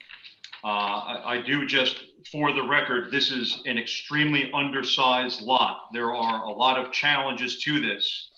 It was a hardship and it is a pie-shaped lot, so no matter what this applicant chose to do, became more compounded because the lot is a pie shape. The applicant was given direction. The applicant chose to follow that direction and did make every effort to listen to what the board's recommendations were. Unfortunately, this is a very challenging one. The new addition minus the second floor on the left, everything going out the back is conforming. But for those reasons that it is a hardship, I do think that the benefit will outweigh the detriment for this application. So yes, I do vote in favor. Okay, Thank you. Mr. Sulo, you gave the board a run, that's for sure. And the Zizas certainly gave us an education. Good luck with construction. Just so we know, as the board attorney mentioned, revised Schedule A, the as-built, the right-of-way for the easement. And then just make sure that you clean up everything as far as the setbacks that we noticed do have to be changed, which will be incorporated in your new Schedule J. No objections from my end. And my wife wants to say thank you too. Oh, you're welcome. Good luck. Thank you very much. Stamped approved plans, please, to Maureen, okay? Of course, we'll do more. I'll call you. Thank you, Maureen. Maureen, do you need copies? I have a few extras, but hold on to them until I can just confirm that I have enough. Sounds good. Okay, Thank you. all right, thank you. Okay, let's move on. Kanzani application, 177 Van Houten. Good evening, Mr. Chairman, members of the board. For the record, Bruce Whitaker from the firm McDonald Whitaker representing Robert and Ann Kanzani, the owners and applicants for the property at 177 Van Houten Avenue, Wyckoff, New Jersey. This is a continuation of the meeting that was held on June the 18th pertaining to modifications and additions proposed by the applicant for the property. We had extensive testimony at the last meeting with our engineer, surveyor, and planner. We did not get to our architect at all. Tonight, what I would like to start by doing is just reviewing very briefly what the requests are, and then to also confirm some of the things that was established at the last meeting. We had a request for variance relief to permit the portico to be constructed. I assume nothing, but I think at the end of the evening, the general consensus of the board is that based upon the very small area that this infringes upon with a lawfully existing structure and the benefits that this portico provides, that was something that we're not going to need to touch upon tonight any further. We've got our proffer and proofs in for that. There's been no change on the revised plans that have been submitted. In connection with the second request that we made pertaining to a side yard setback, the closest place that would be at the garage level at 11.1 feet, where the enhanced side yard setback is required. We took into account the board's comments and concerns about the addition to the rear that would require us to also seek side yard variance relief. And on the basis of that, went back, eliminated a basement and modified the addition so that the addition to the rear, which is not seen from the roadway at all, has now a conforming side yard setback. The next variance that we seek is the lot coverage of 16.1%, where 15% is the maximum permitted for the principal building, but recognize that overall coverage for the property is at 18.4 versus 20. So there we are conforming. A couple of things just a month's gone by to recall. We've got a lot that's 2/3 the size of what's required. We had extensive testimony late into the evening in June. And if you recall, we did establish, as far as the side yard setback is concerned, that the garage, a second garage from a zoning perspective, is something that is to be encouraged. The second thing I believe we established is that unlike many of the applications you've seen pertaining to side yard setbacks and enhanced side yard setbacks, you're dealing with what is this going to look like to the property owner that's most affected by it. And I think you can see from the photographs we submitted, as well as the site plan itself, that there is something here to take into consideration, and that is the topographic conditions that exist, where the next door neighbor is much, much higher than my client's property, and that there is extensive landscaping already between our site and the neighbor's site.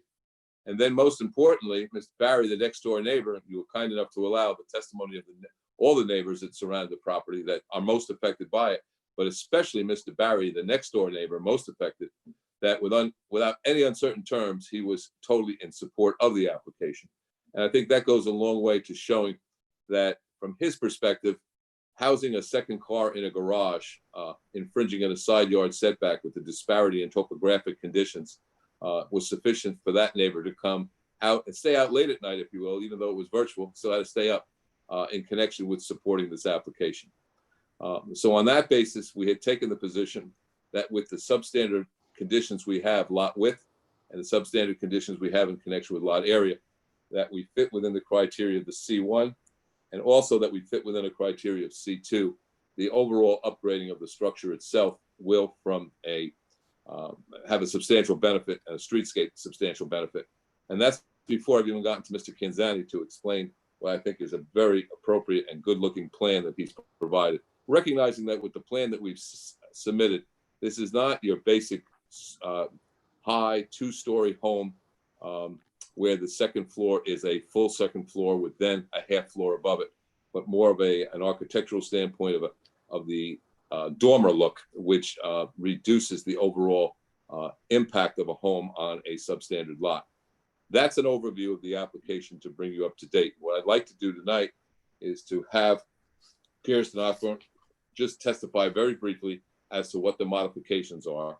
Her planning testimony from the last time would still support what we have tonight in modifications. But then most importantly, to have Mr. Kanzani walk you through the application from an architectural standpoint.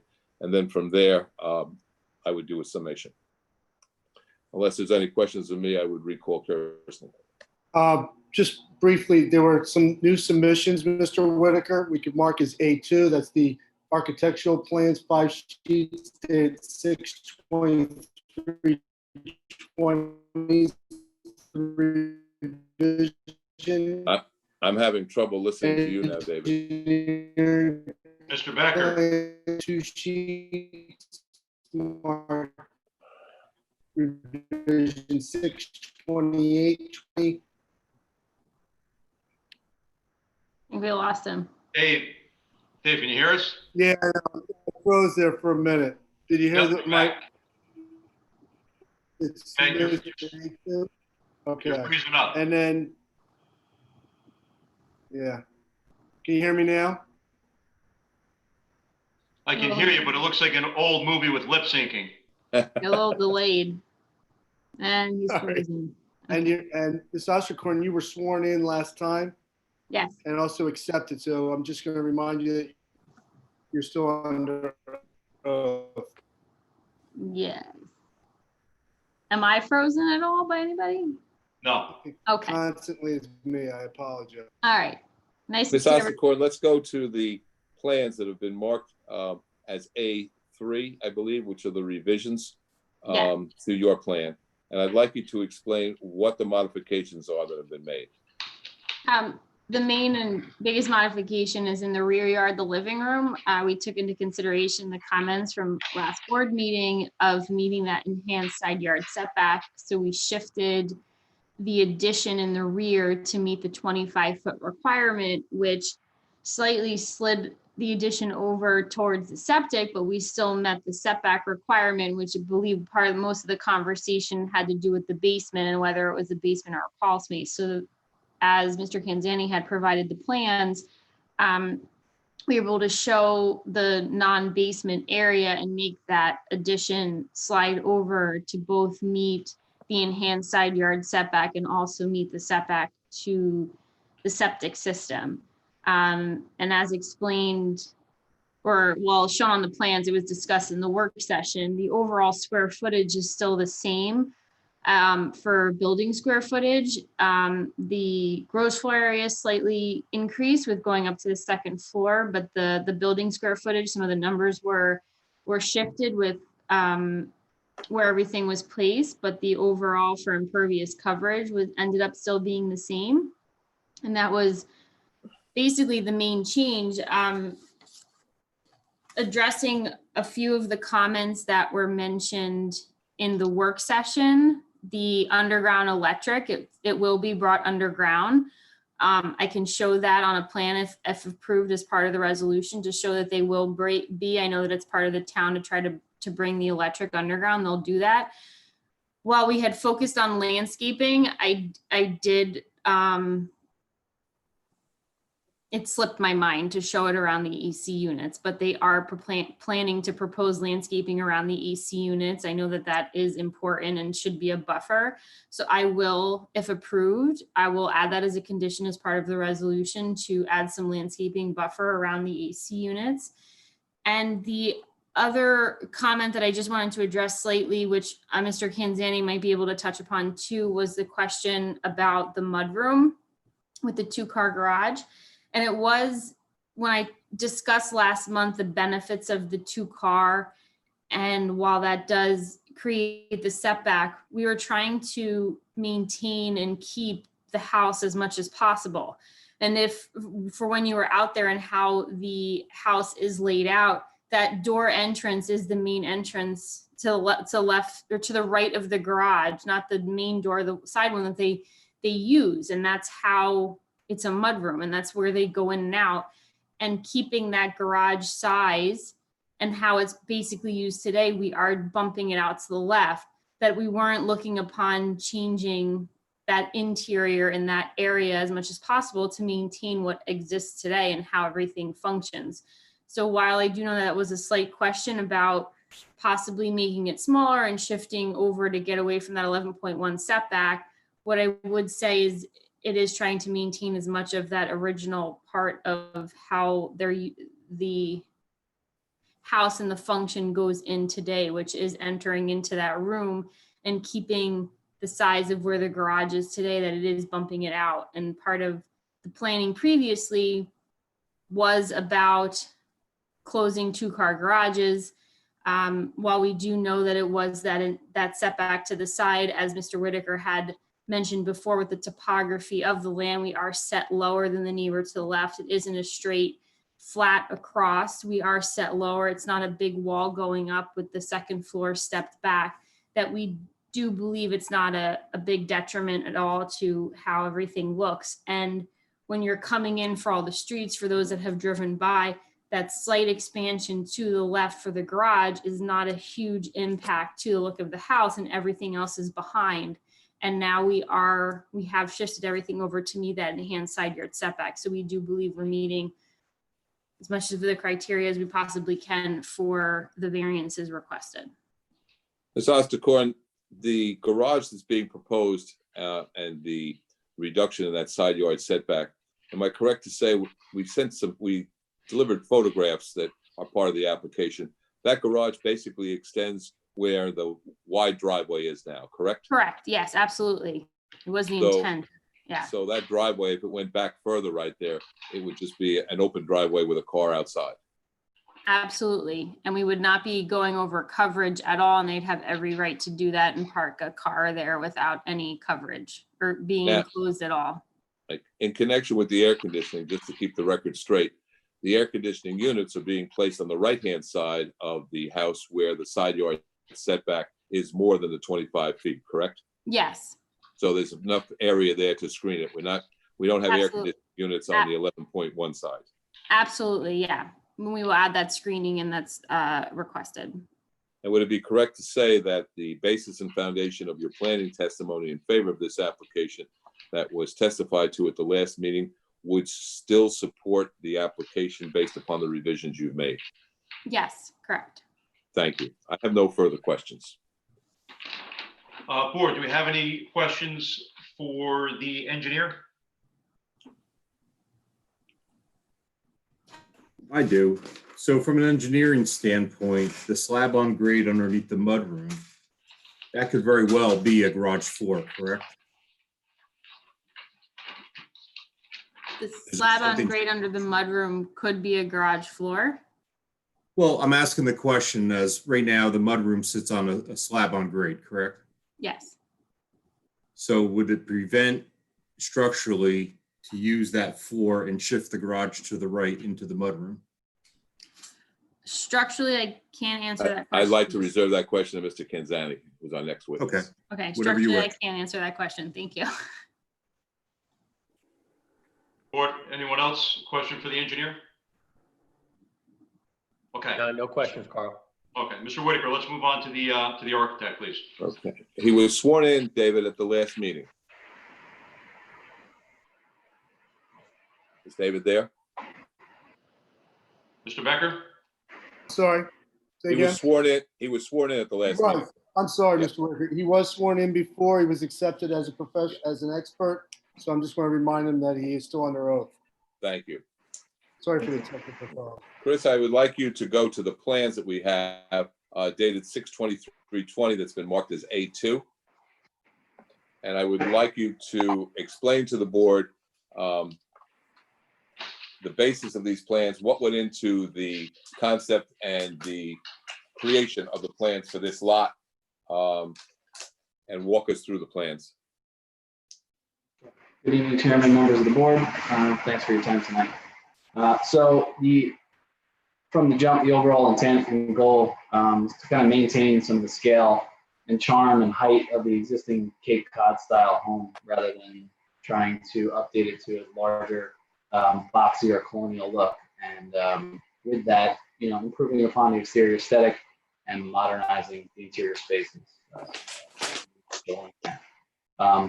With the additional areas that we're proposing to add on, we were sensitive to the dimensions of those spaces as well as their location in relation to the lot lines along the side especially, and stepping back from that front garage as you move back to the kitchen and then to the family room. So that kind of softens that side up a little bit. With regard to the scale and massing, the maximum height we're proposing is 32 feet at the right side and 28.5 at the left to the maximum ridge. So we are below the maximum required height there. In addition to that, the thought, again, in maintaining that Cape Cod style home, as Bruce had said before, with the dormering out rather than going straight up with walls, it provides some more rhythm and scale to the house, starting with roof lines down at the first floor plate and then moving up to the ridge. And then, basically the second floor masses come out of the roof. So it's a softer look there. The exterior of the house is comprised of hardy plank siding, PVC trim, casings, fascia, rakes, brackets, and columns, all white, and a stone veneer along the base. Primary roof materials, asphalt shingles with some standing seam accents, gutters and leaders to match. And again, with the roof forms, that we try to create here, we went back and forth a considerable amount on this, given that he's not paying much. And our variant scale height created a dynamic kind of look on the exterior, and basically creating a consolidated whole that kind of is balanced from right to left. So it's one side isn't higher than the other. All windows are going to be new on the house or replaced in existing locations. Exterior landings at porticos, mudroom entry will be bluestone.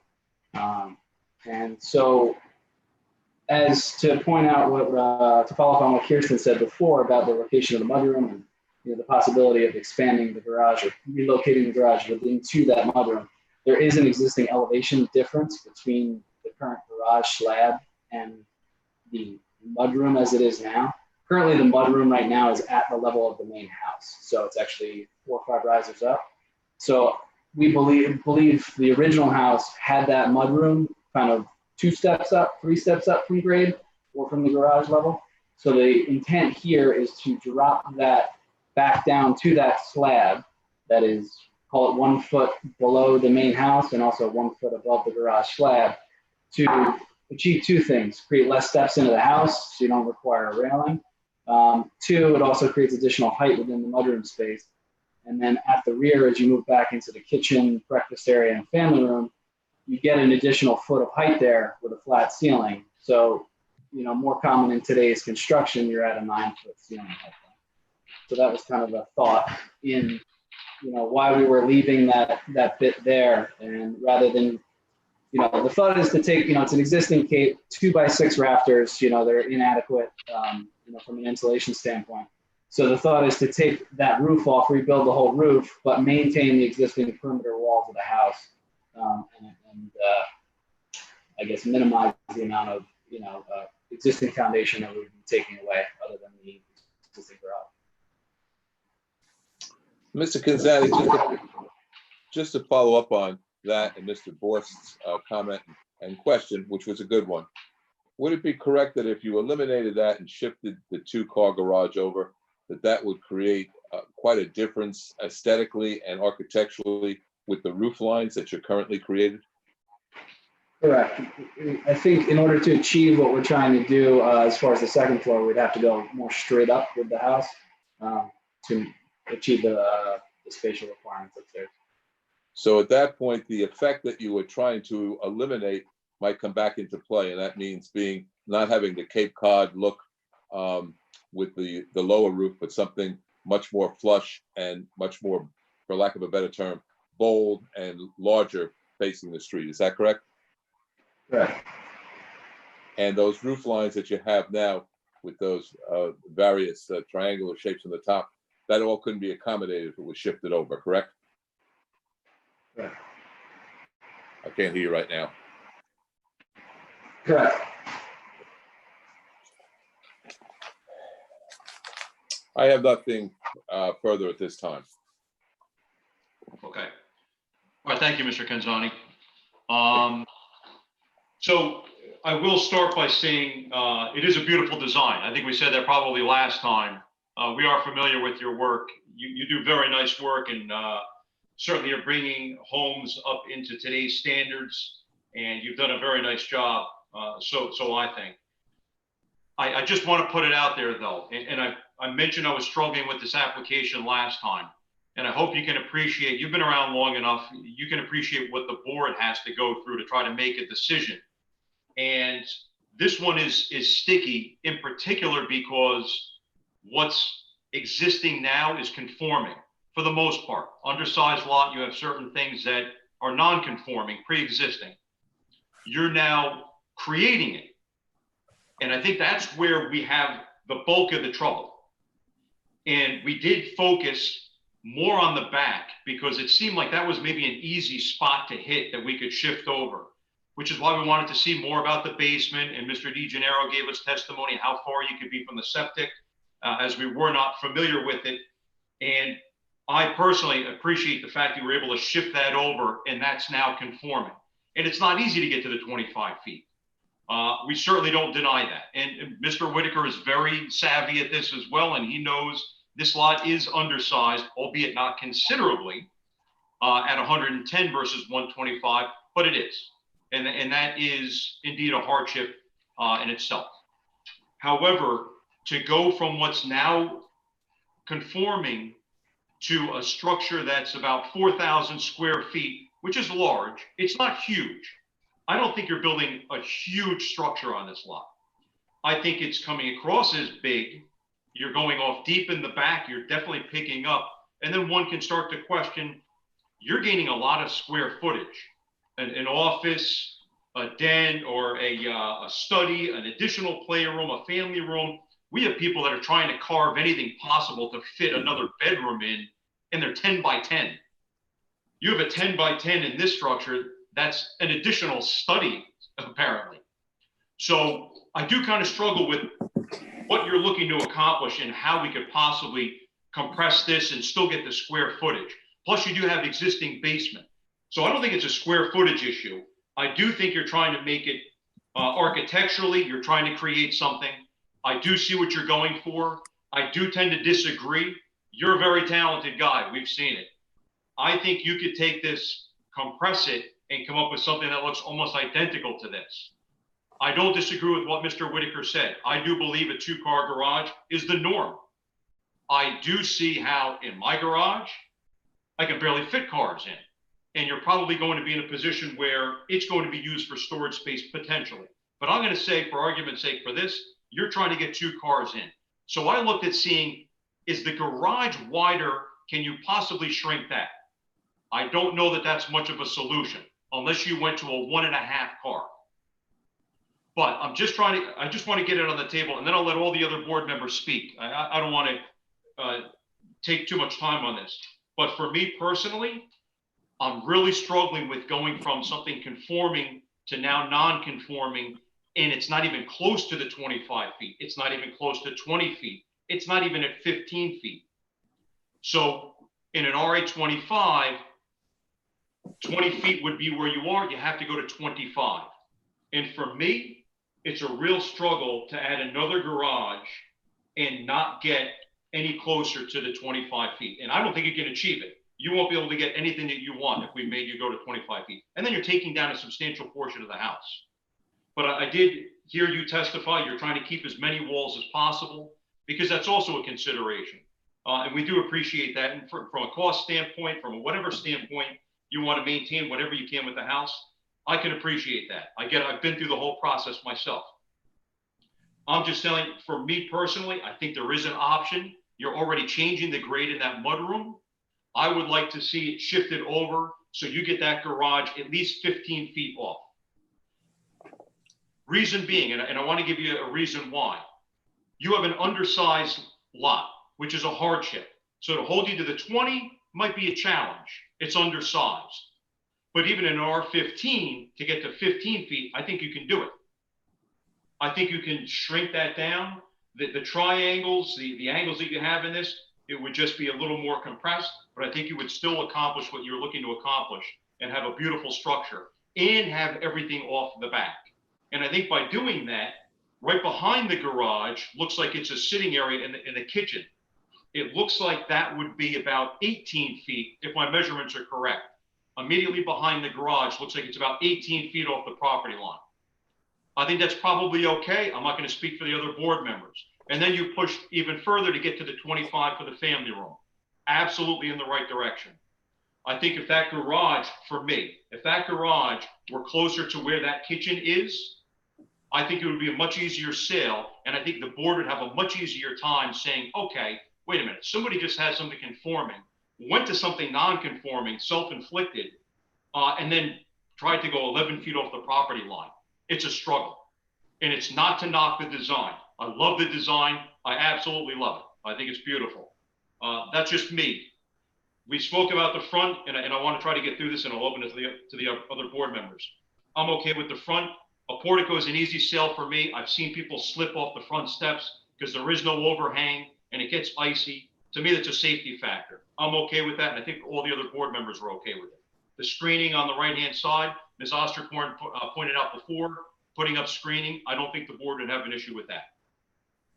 So I do want to, I am curious to hear what the other board members, it's just one opinion. It's just my opinion. I do want to hear what the other board members feel and get them to ask questions and chime in as well. So board, I'll open it up to you. Mr. Chairman, Ed Calpagian here, if you can hear me okay. I can hear you well. Okay. Just a little bit different perspective. You know, last month when this was on, you know, classic case, you've heard me say this before. Sometimes when you look in an application and somebody's looking for a variance, I go, absolutely no way, this isn't going to work. And then you get to the site and you start looking around and you see how, you know, in your mind, you could see what's going into play. I agree with you. I think the architectural design is fantastic. And he keeps that cape look from the front with a nice soft look. With regards to the garage, at first when I saw it on paper without going there, I said no way. You could put it detached in the back and go down. But when you walk the property, I start looking and I say, well, if you put a detached garage to get a 2-car garage, now between him and the neighbor, that you've got all this asphalt and all this extra coverage, that's not going to look so good. There is some decent screening, and we did talk about the topography last week. Although that's a struggle to get the 2-car garage in, I'm not bad with the rest. In other words, they made the opportunity to move the back side to 25 feet from 20 feet. And although I struggle with this 11 because the way the house is situated, and because I'm just not visualizing how they can get it to 15, I in order to get that 2-car garage, I don't see how they could shrink it. But I love the architecture. I appreciate that they brought the backside to 25. And I do think this is going to be an overall improvement for that area of the neighborhood too. This is going to look great. Just my personal opinion. Thank you, Mr. Calpagio. Mr. Kanzani, the architect, what's the interior dimensions in the garage? Because it doesn't seem like a very big garage right now. Yeah, 21 feet interior. So we were discussing that earlier, and you've got about, a foot between the wall and the opening, and then a foot between each garage door opening. So it's fairly tight to get, 2 separate garage doors in there.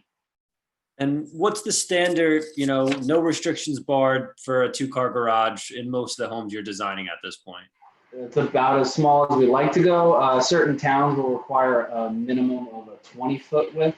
But again, it starts to impede upon the function of the garage.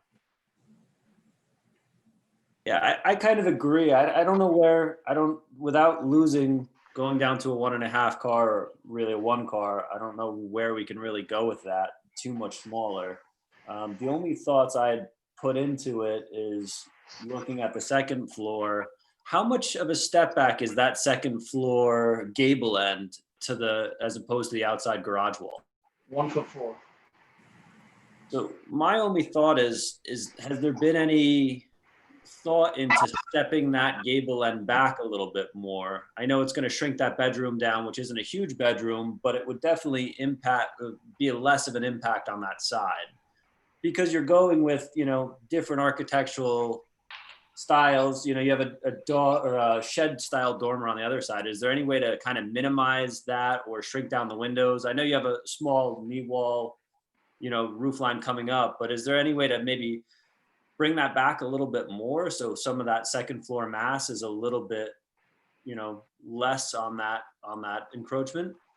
Sure. Yeah, and we actually, Mr. Tass, we did take a look at that, and if you're looking at the side there, you can see that double window kind of in that front gable that sits over the garage, the one in question, and you can see where the bottom of the window sill is in relation to that roof line, right? So we're trying to make it appear like it's a dormer coming out, but we're also trying to put in, standard double hung egress windows there. So we did think about it. I mean, the only thing, that yes, the interior space would, we'd have to sacrifice a little there, but on the exterior, to keep those windows that are matching around the house, you'd have to just create a little window well there. But beyond that, it should be something without too much brain surgery that we could do. Couldn't you match the window profile on, it looks like the master bedroom? There's some smaller, I believe they're AM251.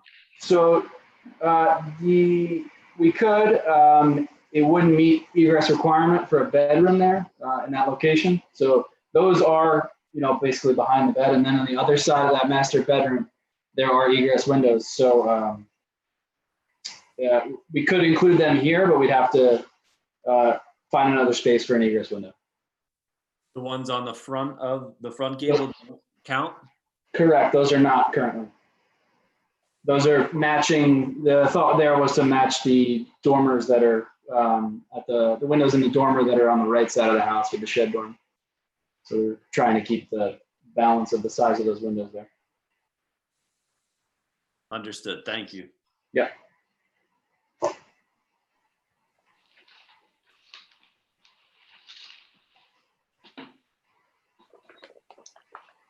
What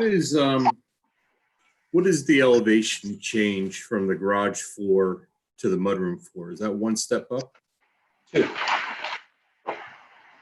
Two steps. Okay. So what is that, 16 inches? That's, I think, a foot, 1 foot even. I'm sorry? 1 foot. Okay.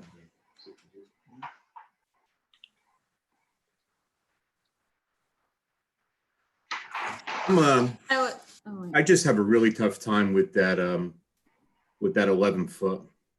I don't know. I'm really just struggling with that. That's why I keep going back to the mudroom. I'm sorry to sound like a broken record on it, but you know, to me, I don't see why the garage can't be shifted. The garage floor has got to be raised a foot to go into the mudroom. I'm not sure why that couldn't happen and get it off the left side.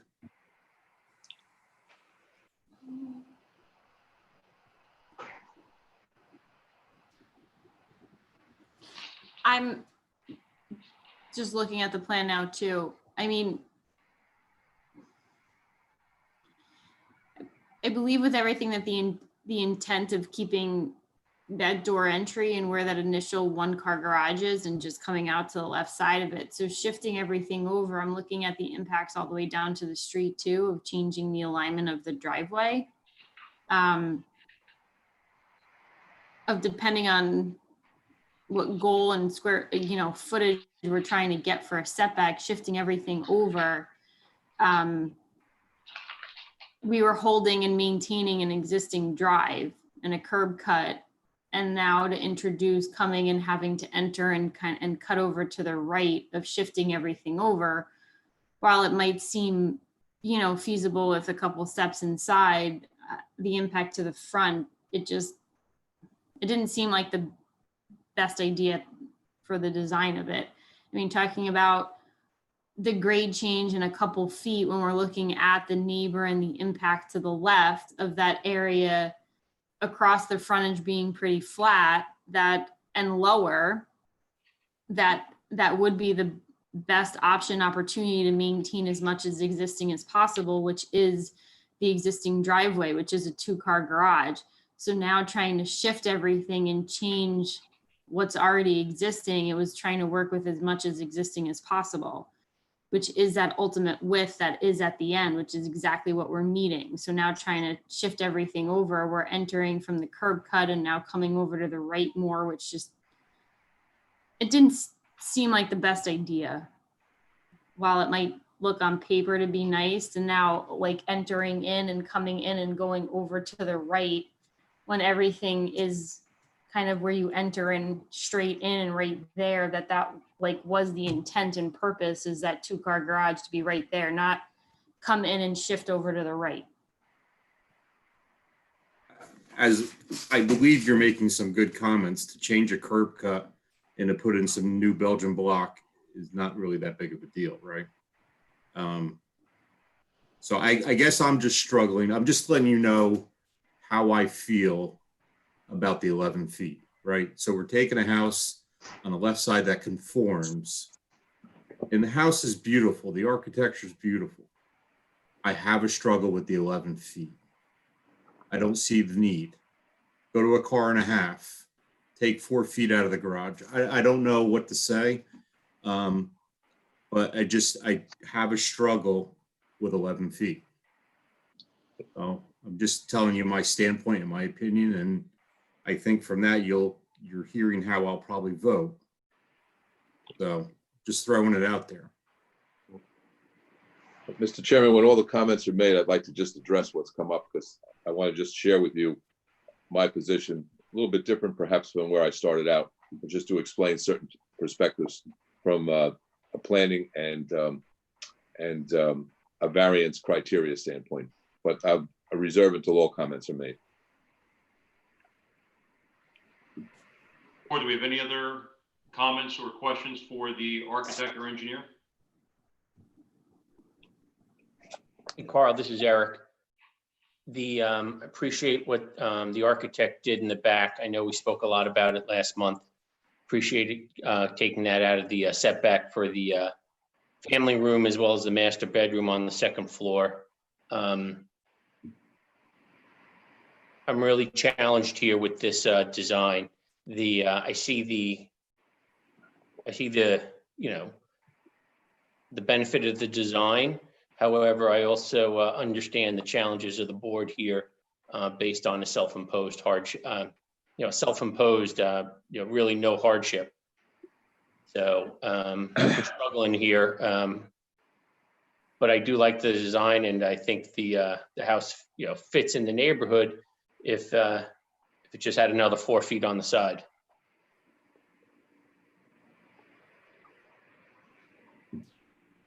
All right, thank you, Mr. Rubenecker.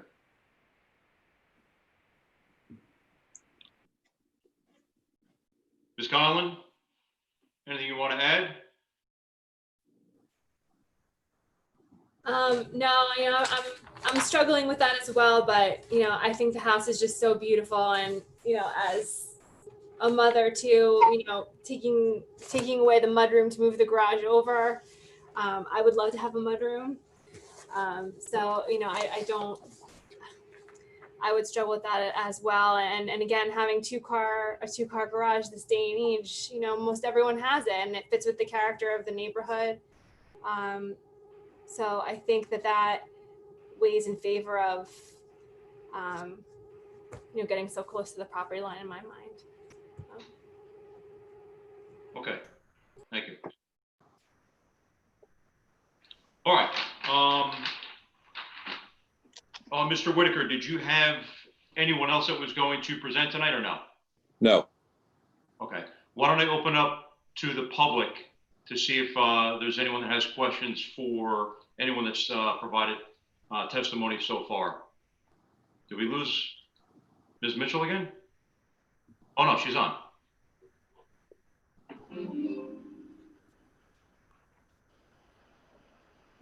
Ms. Mitchell, you're on mute.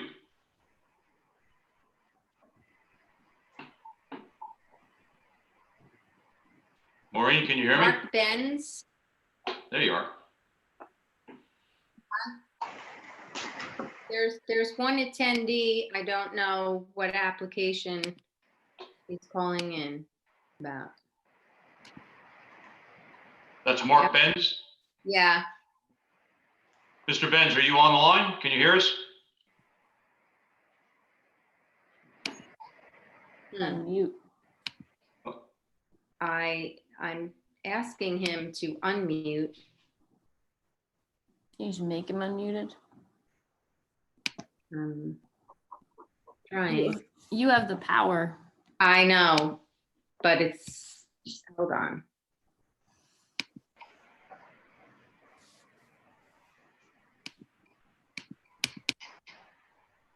Unmute.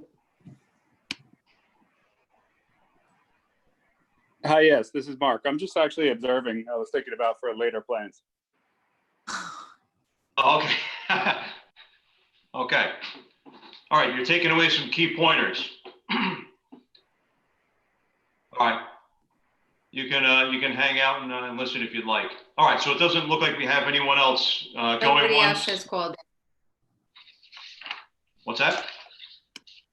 No one else has called in. Okay. All right, then we will close to the public. Okay. Mr. Whitaker, you said you had some final comments? Yes. Based upon the observations you made and the struggles and challenges that you've just expressed, I just want to walk you through my thinking and apply some of the criteria under the municipal land use law to hopefully dissuade you and bring you into what I believe is the right direction in this particular application. With all due respect, I respect the fact that you have a challenge, because each one of you as a member are looking at that number 11 and saying, if you looked at that purely, and I did when I first had this application presented to me, when Mr. Kinzani came in and said this is what he wanted to do, and I heard the number 11, and I've been doing this a while, and I know that it was going to be 25. I said, that's less than half. And so that was where my head was when I started out. And I don't take applications if I don't think that they have merit under the municipal land use law, if I think they are very far out of the norm. what took me and convinced me that this was an application to present this way is I went and I looked at the site, and I looked at the concept of what was being proposed. You have certain photographs that you have in your packets, and I think they are very helpful because, Mr. Fry, you said, you're taking a conforming lot and you're creating a non-conformity. Well, the municipal land use law does not say, nor does the case law say, that that's a reason to automatically deny an application. There are three separate criteria under a C1. One is where there is a lawfully existing structure that's already non-conforming and you want to add on, whether it be up or out. That's not what we have here. But the other criteria is if we have a lot that is at that point not meeting all the criteria of zoning, even though the building might be a lawfully existing structure in a location that meets all the bulk requirements. There's nothing under the municipal land use law or case law that says, well, thou shalt not try to create something that requires a variance, because the municipal land law respects two things in this instance. One, there is an unusual condition in that we don't have a lot that conforms to the RA25 standards as far as area is concerned or as far as the width is concerned. Now, what's most important, I think, that you have to look at here is that when I went out and looked at that site, this was not something that was, as I stated earlier, a flat piece of property in which one building was going to be looking very dramatically at another building on the same level or same plane. And what I looked at here, and I think what you can observe, and it's in these photographs, the most important part of it is you go back to the municipal land use law that says, if there is an unusual topographic condition, sometimes that's a reason to grant a variance because you've got to adhere to something differently because it's an unusual topographic condition, but it can also work in reverse. Here, there is a topographic condition that I believe works in the applicant's favor. I'm not looking at 11 feet directly across from another house at the same plane. I'm looking at a house that sits down. I'm looking at a house where the other house is a bit skewed, but I'm also looking at extensive landscaping between them. And when I went out and looked at the house and I looked at the difference in topographic conditions and then looked at the plans and said, look at this applicant. They're not looking to maximize the height and create, a word you heard earlier in another application, a monster, but rather something that really fits within the scale and scope of that particular lot creatively. And then looking at the concept of two garages are better than one from a planning perspective. From my perspective, it works on this particular lot because of the topographic conditions, because of the overall nature of the house, not maximizing height, not maximizing massiveness as it looks towards the streetscape. And knowing from a planning perspective that garages are something that are to be encouraged. And knowing here that we've got something where we don't have two homes that are going to look like they're smack up against each other, side yard setback wise. I believe in this particular instance, this application works. And when you look at the photographs again, and I scratched my head when I was out there and looked at this and said, I would, the next door neighbor who, as you know, wholly supported the application. If I were the next door neighbor, I'd like to see a two-car garage there rather than see a driveway up against a conforming house with a car parked there. And I think overall, and know overall, that from what's being proposed here, those topographic conditions are a justification and reason that you could grant the variance relief being sought.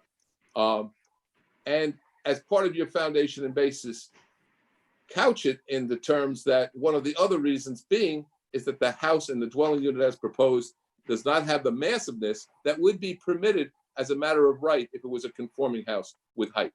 And I think there's a basis and foundation in this particular instance, remembering every application is unique, that in this instance, even though the number is 11, there's many reasons why that I've just listed that gives the justification for it. And with that, I thank you for your time and your consideration. I certainly appreciate your words, Mr. Whitaker, and I do view your opinion. You are certainly, in my opinion, an expert at what you do, and I tend to learn from you as you you provide testimony at times in front of us. I will say, I disagree with a couple of things. Because of the topography, that doesn't give you a reason why it should be able to be accepted and the board should just say yes. I do agree in this application that 11 feet is too much. I think that the only reason we're having a conversation and it hasn't been shut down completely is because all the board members have looked at this lot. And I think we'd all agree on paper, it's a non-starter. When you go out and look at it, you start to loosen up and you say, okay, you know what? It isn't terrible, which is why I think there's room to discuss it. I don't think 11 is where we need to be. I'm pretty sure if you were on the other side, you would say, you didn't even make an attempt. You didn't come back and propose something else. So you're from 25 to 11, you're at a great disparity. However, there's room possibly to find something in between. And what I'm saying is, I could probably say, you know what? When I look at it, the justification is it's an undersized lot. You might even view it as undersized. It's almost like an R15, which would be a 15-foot. However, exceeding the gross building area, it goes to 20 feet as well. No matter how you look at it, nothing is really perfect. But I think the discussion can be had because this lot, the way it is, the way it sits, it isn't terrible. But personally, the 11 feet is where the biggest hangup is. So the only reason why I think there's negotiation room is because this is unique and it isn't right up against another house. If it was right up against another house, which is one of your criteria, I agree. Then I think we'd have a much bigger problem and it would be off and we'd be looking to get as close to that 25 feet as possible. So I appreciate your comments. I don't necessarily agree with all of them. One other comment I would have is, I think if that garage were over, and I'm saying 15 feet, you would then eliminate the asphalt on the left-hand side, giving more green space between the properties. So even though it would be reduced instead of 25 down to 15, it would still give the appearance maybe that it is grown because you have more lawn and more green on the other side. And as far as a curb cut, you could very easily, right now, if this were to get approved as proposed, you would have to come in and swing to the left. You're going to do the same thing, swinging a little bit to the right. So you're kind of taking that driveway and flopping it to the other side, which I don't necessarily think is a major detriment. You might not even have to adjust the curb cut. And again, it gives you that more lawn buffer on the left-hand side, which I really think is appealing for this. And it helps to say, hey, you know, we gave more green space on that left-hand side. Yeah, did we encroach further than we should have? Yep, but we created some more green space on that left-hand side. So that would be just my opinion on it. All right, so we are at 10 o'clock. I do want to try to forge ahead.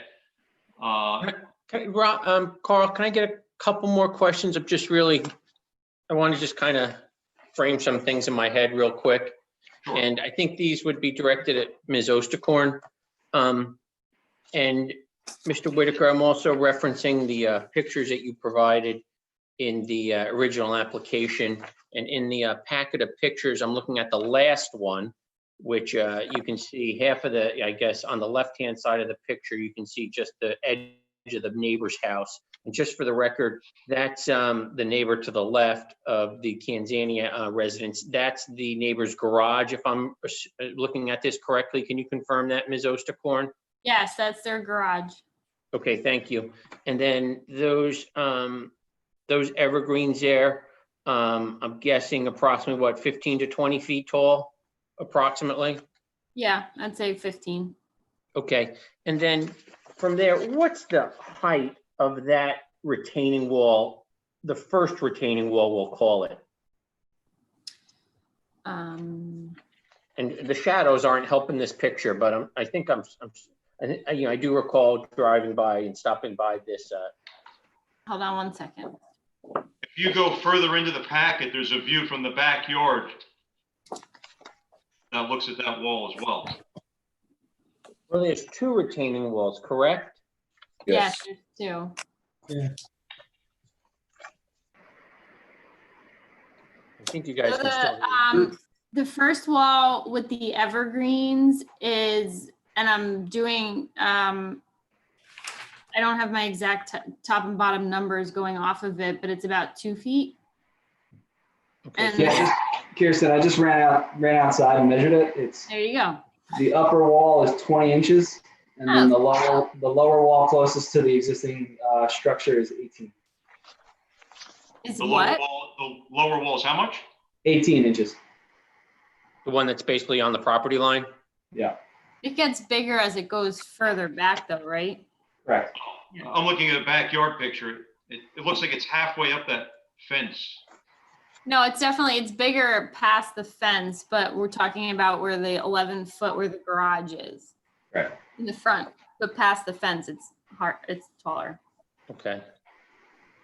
And then approximately from the property line or the 18-inch retaining wall, we'll say, what's the distance from the property line to the neighbor's garage or to the foundation of the neighbor's house? Do you have that? 19.1. So, okay. At the hands-on information, I'd have to go to the computer. But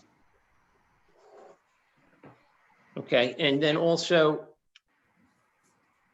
and this is the part I get a little gray, the neighbor's house, I do see it's a 1-story over the garage, where the garage is. Is the entire house 1-story at the current time? Correct. I would call it a 1.5. The neighbor to the left, okay. If I was doing the survey, because I mean, they have an attic upstairs. Okay.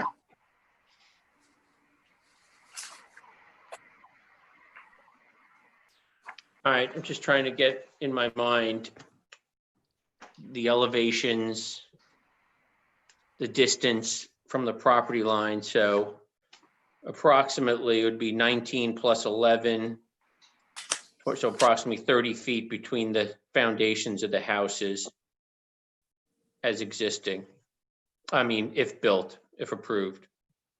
Correct.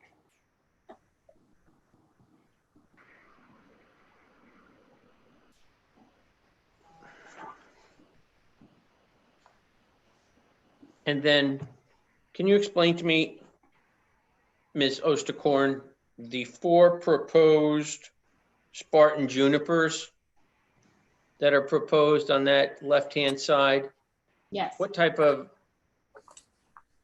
landscaping is that? How tall do they get? I'm just not familiar. I know what a juniper is, but The planting height for them is the 6 to 7 feet, but they get much taller. I don't know. I don't have off the max height. I can look that up. They're the ball planting, so they're planted already at 6 to 7 feet height. I can see what their max height would get. But as they build out together and they all grow together, that's why they're spaced the way that they are, because they would create a green wall.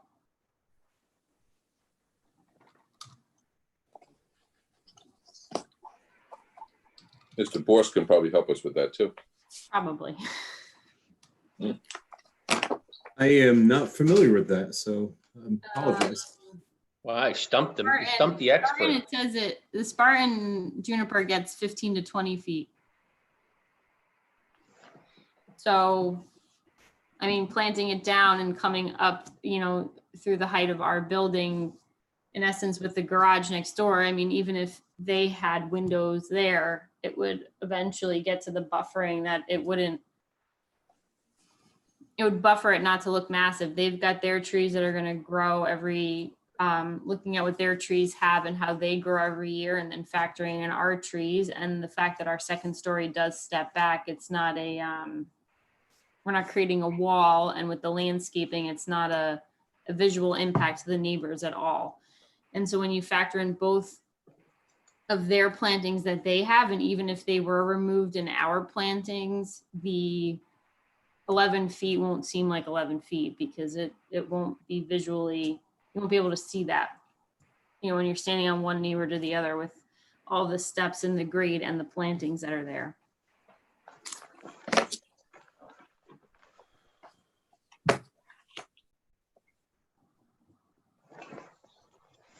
Okay, thanks for answering my questions. I have one more thought if we have a minute. I struggle with the 11 feet as well, just like all the other board members. but I do really like the aesthetic of the house. I like that it's got that feel. I like the dormers. My only struggle is if we do shrink that house down, we shrink that side over, are they just gonna mass over the middle of the house? And is this gonna turn into just a big colonial style because they still want the same amount of space? So that's the only thing I kind of fight with right now. I don't like the 11 feet. I don't like the encroachment on that side, but I also don't want to see this just get turned into another big box and, you know, to accommodate what they want. And they lose kind of the creativity and the styling of the house. So that's just one more thought from me. You know, sometimes it's great to rethink things, but I think there is a fair share of creativity, and creativity is a word I like to use with these applications. So sometimes, you know, when they go back, sometimes they come back and they're going to be, everything's going to be more pushed together. So that's the only struggle I have with the application, because sometimes the redesigns aren't always as good as the original plans, but I am on the same page with the 11 feet. I think Brian said more eloquently what I was trying to say before. I'm envisioning when you're looking at the house, the left-hand side being pushed in, and I see exactly what you see. You know, it's losing the beautiful design that exists right now. I don't see that the garage can be, you know, shrunk much more if you still want a 2-car garage. So I'm not sure how else that can be accomplished. Just I agree with Mr. Tanis's point as well. I just, you know, to add on to what I had said before, you know, as a board, sometimes, like I said, the 11 feet was a struggle initially, but, you know, we see sometimes that people go on a small lot and try to squeeze 2 pounds of bologna into a 1-pound bag with these massive homes and 3-car garages. You know, when I add this all up, you know, without the garage, it's a 3,900 square foot house. You know, a family with kids. I wouldn't say that they over amassed the home. I do like the design. I'm trying to think what we gain as a board if we make him squeeze or push this over or take away from the architecture, getting 4 feet to go to 15, and it's still a variance anyway. I just don't see that we're gaining, you know, although I obviously respect and appreciate what we do from time to time, and usually this is a no-brainer for me. I'm trying to look at what are we gaining as a board when there's still a variance, and it kind of maybe disjoints what the architect has put together and makes the mass a little bit more boxy. Can I make one more comment? Am I still allowed to talk? What do you think? All right, good. Am I good? I was thinking about the numbers thing and how it's easy, you know, to focus on numbers and while you're out there and you're thinking about the 11.1, and going back to what Chairman Fry was saying about taking a conforming house and making it non-conforming. And when I keep looking at my plan and I see the setback lines of when we hit that threshold for requiring the 25-foot setback, when you look at the right side of the property that is conforming, it's at 29.6. And when we go over to that threshold, technically 25 is what's permitted. And if you can envision like taking that house and wanting to shift it over to that 25-foot setback line, we would then be over on the 15 feet on the left. We would be at 15 feet 0.7 because we're adding in that 4.96. And while I know that's not possible without having an exorbitant amount of money to just pick up a house and shift it, it's visually looking at, yes, we are 11.1 on the one side, but we have all this extra on the other side. And if it was possible to shift it over, we would be meeting a 25-foot, we'd be meeting a 15-foot, and everything would seem like honky-dory. But looking at working with that existing structure, we're asking for this variance on the one side. Granted, we have the extra room on the right side, and it's trying to balance out the property in your head of looking at it, and everything that we're working with the topographic conditions, with the roof lines, with the height, with the landscaping, of it not seeming like it's that much. And we have all this extra room on the right side and we just can't pick up the house and move it. And think if you're focused on numbers, overall, the two setbacks together, you're working the numbers correctly. It just is, we have a little bit less on one side, but we have a little bit more on the other side. Not sure if that helps from a numbers perspective. That's what I was looking at. Yeah, no. So it sounded like you wanted to pick the house up and shift it 4 feet to the right. Is that what I just heard? Yeah, well, that'd be fantastic if you could just take a whole house and shift it. That would be wonderful if that was possible to do that. I know. And listen, to that point, and I know you can appreciate this, if we thought this was a complete tear down, we would have said, move the house. Right. You have the space, shift it, and you'd have no problem. And even if that was a clean slate, and just for the board members, we're kind of looking at like buyer's envy right now. We see something that we like, we love it, we love the design, that's the one we have to have, it looks beautiful.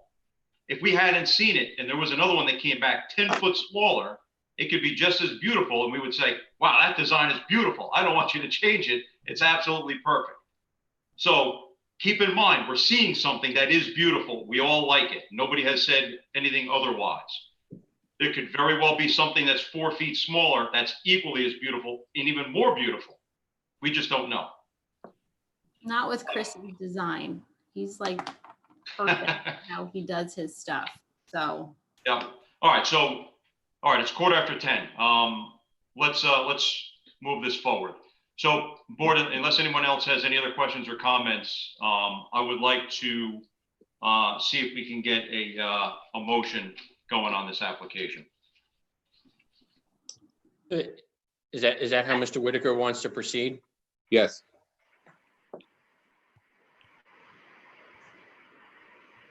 A 100% certain, Mr. Whitaker? Well, usually I would step out in the hall now to talk to my client. Well, I'll leave it up to you. Just, we spent a lot of time on this, and it's a very interesting subject.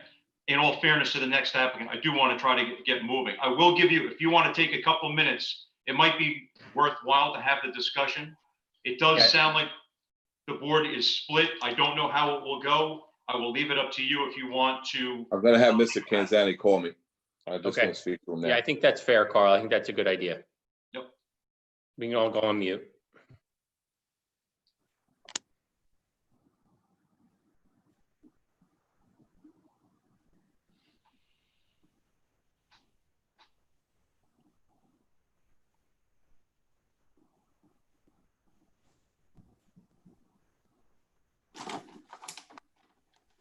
Ms. Windage, were you able to take a nap? No, I was just listening to Bruce. Good information.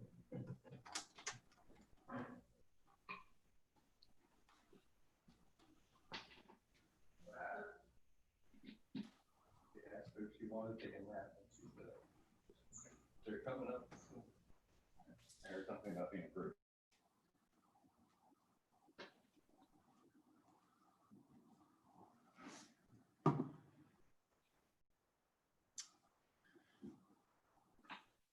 Mr. Becker is dressed so nice. Suit and tie. Thank you. Does Wyckoff know when they're going public again? Or live? It's nothing changed yet, but Okay. I'm more than happy to go in person as soon as everybody says so. I'm going down to Helmeta next week. And they're going live. Yep. Who did I just hear? Well, Bruce said, who did he say? Franklin Lakes was going to go live in August, he said. Oh, really? All right. Yeah.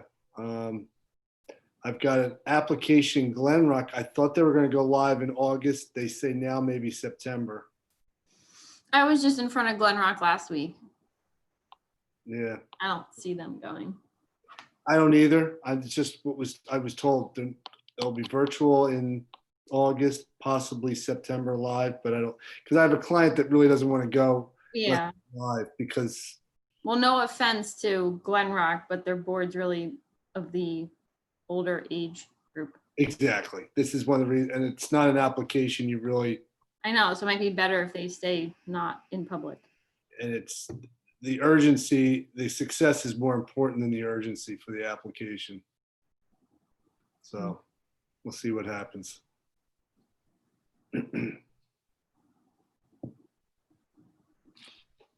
think Mr. Whitaker has a record with how many meetings he goes to.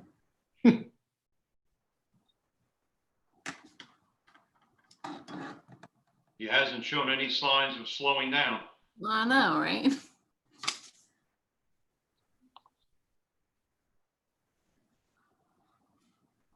Well, I can't wait to go to bed, so.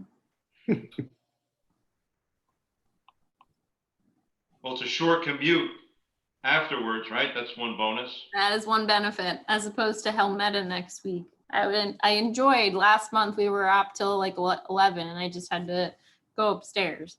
That's right.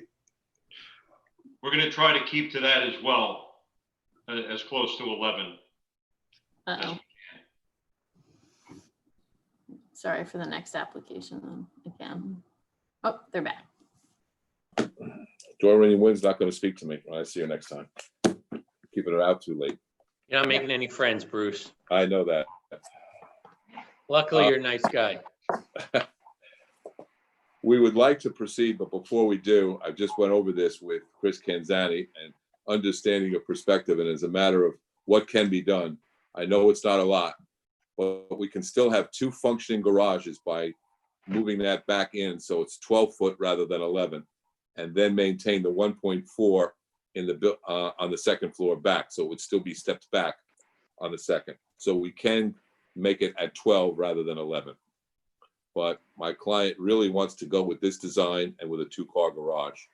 And based upon what I've explained to you and what my position is, I would like to call it with a vote. I would have the stipulations, of course, like you said, with the screening of the air conditioning.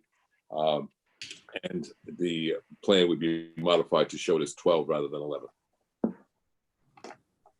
Okay, so screening around the AC units and then 12-foot setback on the left-hand side.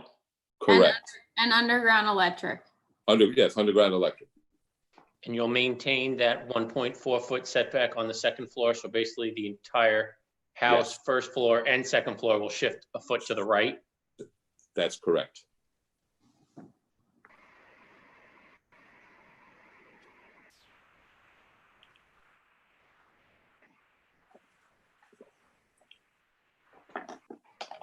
Okay, I will entertain a motion on the Kanzani application, 177 Van Houten. Mr. Chairman, I'd like to make a motion for the Kanzani application, block 266, lot 21, as proposed with the following stipulations: screening of the AC units, 12-foot setback for the garage. I believe it's an additional 1.4 for the second floor above the garage, if I'm not mistaken, and underground, and the installation of underground electric. Okay, motion by Mr. Kalpagian. Do I have a second? I'll second it. All right, second by Mr. Tanis. Ms. Mitchell? Okay, Mr. Kalpagian, Yes. Ms. Conlon, Yes. Mr. Tanis, Yes.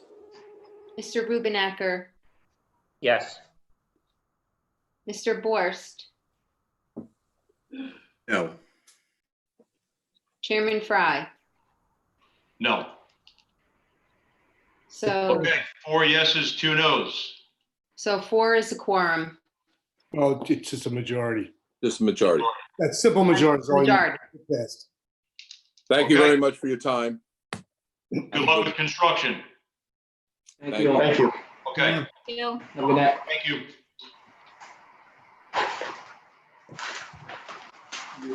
All right, same thing. We'll Ms. Mitchell will kind of hold the applications in case you need copies.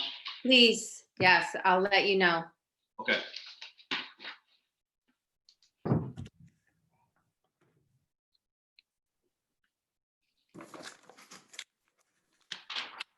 Okay, Now I'm on. all right, so let's move into the final application, which is the GATA application 200 Godwin Ave. Ms. Mitchell, just for the record, I will be recusing myself from the application. So Mr. Borst will chair this application. Sure. Thank you. So I guess representation, who's going to be speaking on a part of, for the GATA? Good evening. This is Doreen Nguyen. I'm the attorney for the applicant, and I have the architect also. Great, thank you. Dave, do you want to, I don't know if they were sworn in last time or not, right? Oh, I we don't didn't think so. start at all. Do you want to give an intro first, Ms. Nguyen, or do you want to swear in your witness right away? I would just like to give a quick intro, but first, one cleanup. On the last vote that you just had, the wrong block and lot were noted in that vote. So he had referenced our block and lot instead of the Kanzani. So you might want to just correct that on the record. I realized that. Okay. For time, I didn't want to interrupt because of time, because I wanted to get to yours, but I appreciate that. I just wanted to make sure. Either that or your application is real quick. Yeah. You didn't think you had to do anything. Well, that would be nice. I think this is a much simpler application than the one you just heard, but this is an application for C1 variance. I know this Schedule J, I think, has a couple of minor changes that are needed, but the C1, it's an existing non-conforming lot in that it's undersized and that there are existing non-conforming setbacks on both sides. This is a 2-bedroom, 1-bath house. The applicant wants to turn it into a 3-bedroom, 3-bath by just putting a second floor on the existing 1-floor ranch. I have an architect who's going to testify to the existing conditions and also as to the proposed conditions. The applicant purchased the home as a single gentleman, and on August 19th, we'll be expecting their first baby with his wife. So that's the reason for doing an addition from the 2-bedroom 1 to provide more room. I'd like to call the architect up to get sworn in and then qualified. It's Mr. Bett. Can you raise your right hand, please? Do you swear or affirm the testimony you give tonight be the truth, the whole truth, and nothing but the truth, so help you God? I do. If you can state your name, spell your last name for the record, and your business address. My name is Michael Bett. The last name is spelled B-E-T. My business address is 85 Franklin Turnpike in Waldwick, New Jersey, 07463. And just briefly, if you could give us your professional credentials, just so we can certify you as an expert in architecture. I have a degree in architecture from Pratt Institute. I've been licensed in the state of New Jersey since 2005, and I have spoken in front of various boards in Bergen County and Hudson County. Mr. Fry? Or, excuse me, Mr. Borst? I'm sorry? Acceptable as an expert in architecture? Yes, thank you. Thank you. Go ahead, Mr. Bett and Ms. Nguyen. Thank you.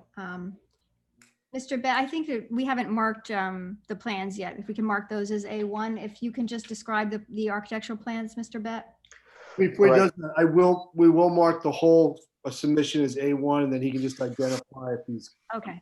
individual pages, just for simplicity.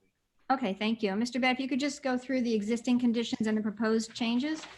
All right, the 200 Godwin Avenue lot is 11,353 square feet, making it undersized by 3,647 square feet.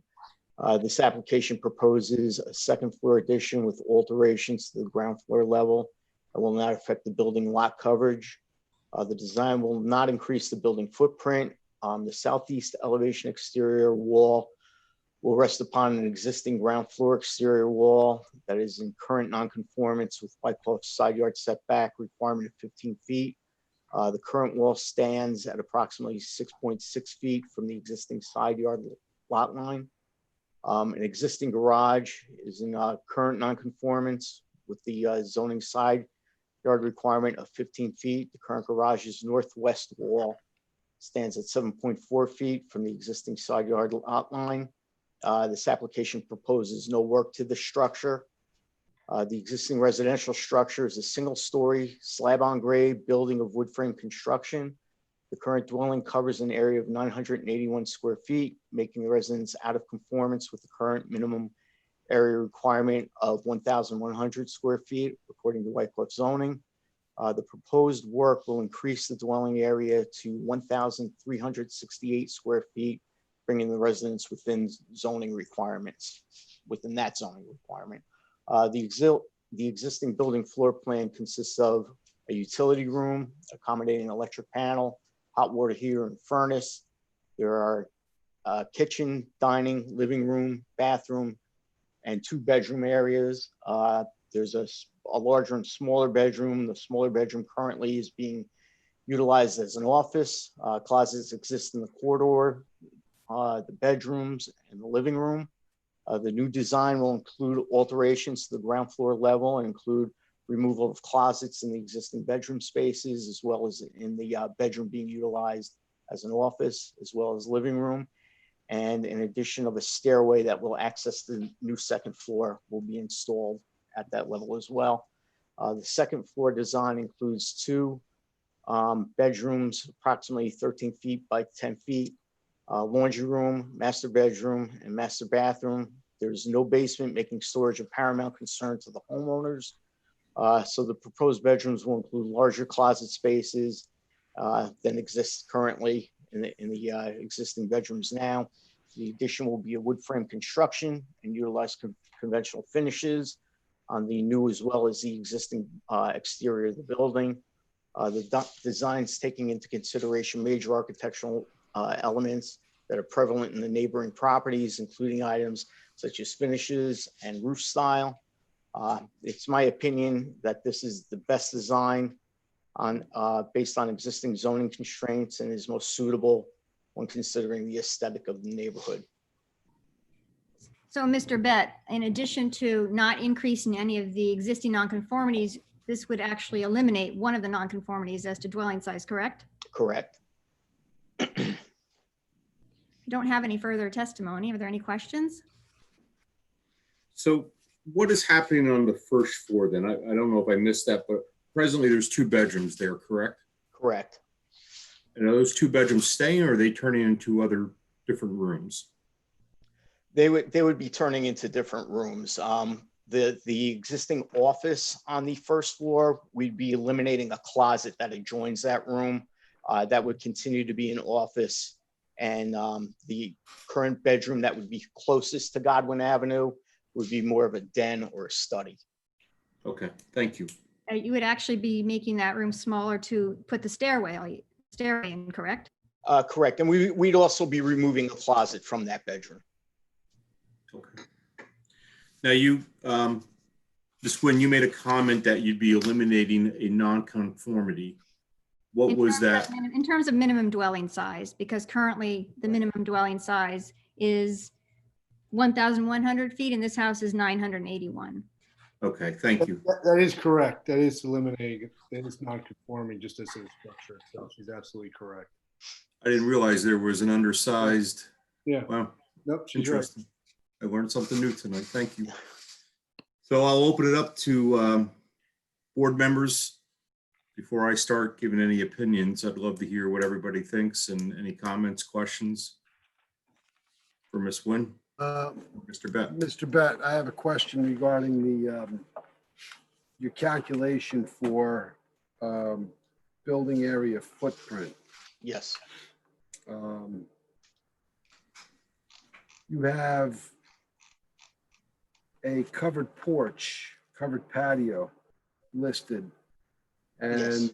I'm assuming that covered patio is that attached to the principal building? The roof is attached to the principal building. And is that included in the 981? No, I included that as part of the walkway. Okay, Since so it has no wall structure surrounding it. well, the roof area would have to be part of the principal building footprint because it counts as principal building lot coverage, which means your principal building lot coverage will likely increase from 8.6 to something else. I couldn't find what that number is. So we're going to need to get that clarified, please. Okay.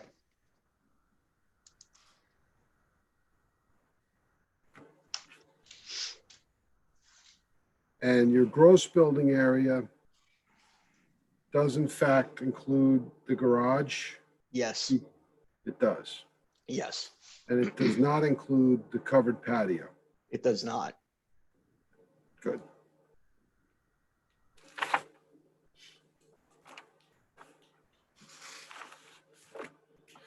So when you get a chance, if you could tell us what that your new principal building lot coverage becomes after you include the covered patio. I can do that. Can you take a minute to? Yeah, give me a sec. Okay. Sure. Thank you.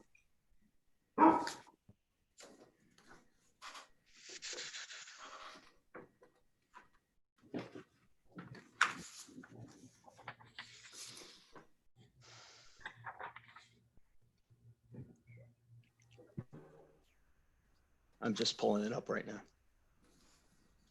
Take your time.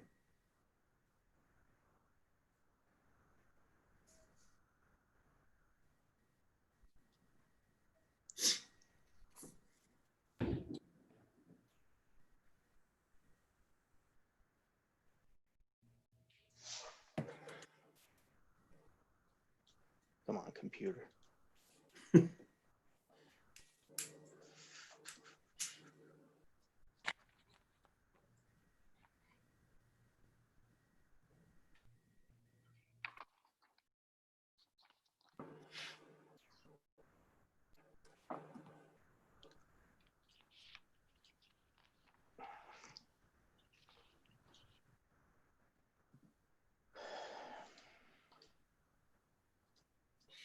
All right, this is taking a little bit longer than I expected.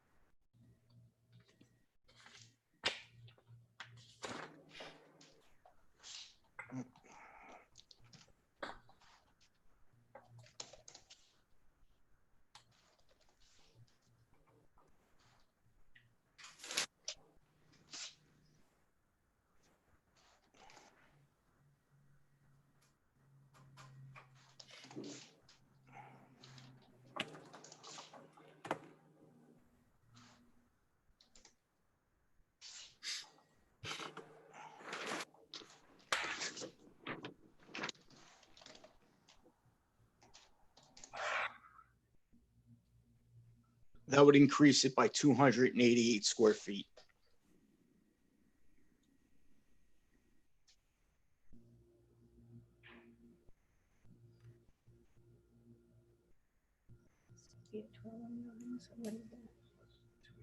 Now, are you saying that entire walkway that's covered, we would be counting, or just the patio proper that would have the single slope roof coming off? Whatever, if there's a roof over it and it's attached to the house, it's considered part of the principal structure. Gotcha. All right, so. The way I read it, just to explain myself, is I read it that it was the garage, and since the garage was connected to a roof, it would be the principal structure and the garage. I misread. I apologize. Yeah, it's okay. But so 288 is the covered patio. It's whatever's under the roof, correct? No, I'm going to recalculate it because I thought it was just the patio proper that we're talking about. I'm going to recalculate that right now. Take me 2 seconds.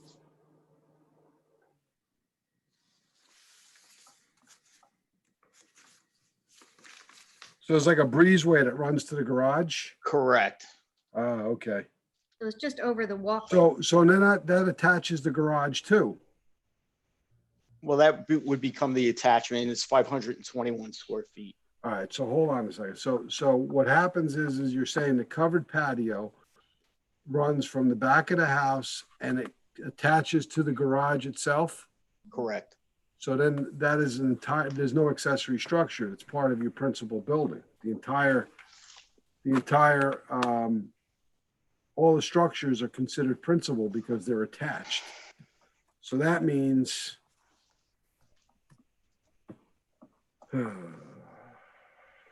So.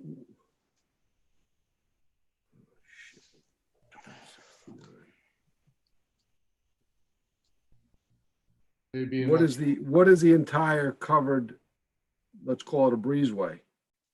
Because really it's what it is a breezeway between the house and the garage, making the entire structure one principal building.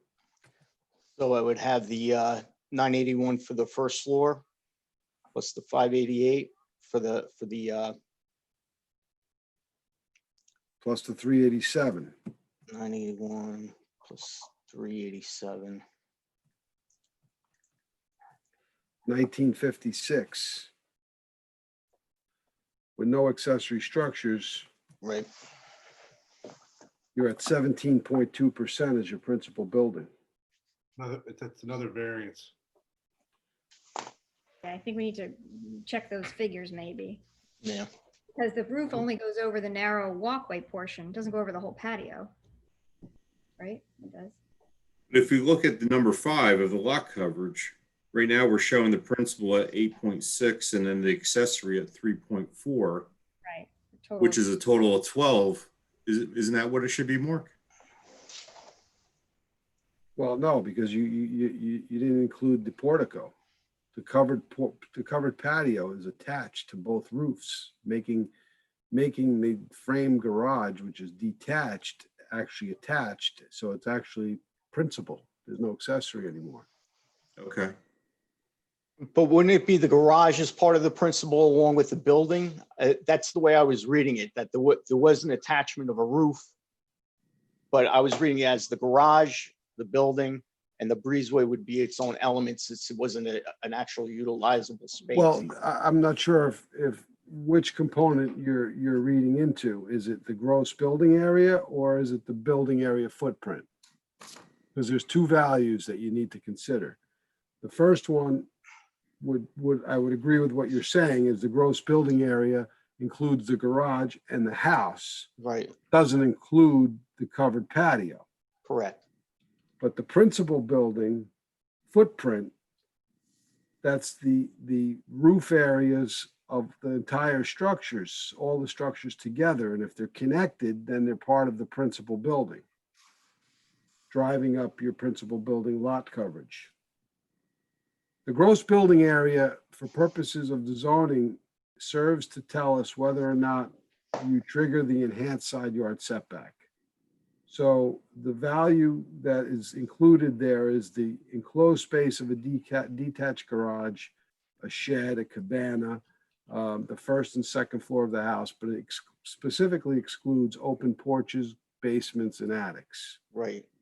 And that just helps us determine whether or not you need an enhanced side yard setback conformity. But that's what I was saying in the I'm sorry, go ahead. No, go ahead. That's what I was saying with the garage. That's why we considered it an existing nonconformity because it was connected by that roof structure. But we didn't consider it part of the overall coverage and we consider it part of the walkway since again, it's not heated, it's not a livable space. It's really an ancillary connection to a outbuilding, which we are considering as part of an existing nonconformity. Well, yeah, it is an existing nonconformity, but the principal building, because it's attached by a roof, it becomes part of the principal building. So if you were to sever that roof and detach it from the roof of the garage, then now you have a freestanding accessory structure, which in and of itself has its own setback requirements, which you identify here. Let me ask something here. Do you, Sure. based on the walkway not being included in the gross building area calculations, are those calculations then correct since it includes the garage and the home? The gross building area is not in question. Right, okay, so I just want to make sure. So we're not going to trigger the enhanced side yard setback. No. So the other question then is, do we have a problem with lot coverage? So the question then is, if we had 12% lot coverage without the covered walkway, then I think, Mr. Bed, if you can include the covered walkway portion and see what that 12% percent comes up to? Does it come up to over the 15, which is what I think your concern is? I think he can't, I think he stated that it comes up to 17.2% because it comes to 1956. 981 plus the 387 of the garage, plus the 588 of the covered walkway patio is 1956, giving you 17.2, creating a variance for principal building lot coverage. Okay. You're also triggering a side yard setback for the principal structure if the garage is now part of the principal structure. That's a new Side yard number one, correct. I think we had already. We have that listed in the. No, you have side yard number 2 listed. Yes. Side yard number 2 is at 6.6. Now the Side yard garage is number part of the 1. principal. No. It's in, the garage now is principal structure, so you've got a side yard setback variance there. We had it listed as already being required existing, if it was an It's accessory. not existing, it's accessory before. Right. Right. Part of the principal structure. Yes, I understand. So we would need a variance for both side yards. That's correct, and the variance is greater. Right now, we had asked for a variance for the side yards as if it was an accessory, which you're right, was 10, and now we need 15. That's correct. We would be requiring side yard setback variance, even though nothing's being changed, so it's existing Well, nonconformities. it actually is considered change because now it's part of the principal structure. It's not an existing condition anymore. But why, what do you Because mean? you're attaching it. Oh, it's already attached, It's already attached. existing. That roof's already attached? Yes. Yeah. Yes, we're not adding that. That's already there. So it was always a part of the principal structure. Okay. Correct. I just Yeah. want to understand what the variance is. Okay. Yeah, the Right. variance, So it's just, there's no Excuse new me. variances being requested except for maybe now principal building coverage. Right. Okay. It just was listed wrong in that it was not not part of the accessory structure. It's part of the Correct. principal. Okay. Correct. There is no accessory structure on this property. Okay, So your side yard variance, your side yard nonconformities existing are side yard 1 at 7.4 and side yard 2 at 6.6. And Correct. rear yard is conforming, but it's not 90.3, it's 45.6. okay. Okay. So,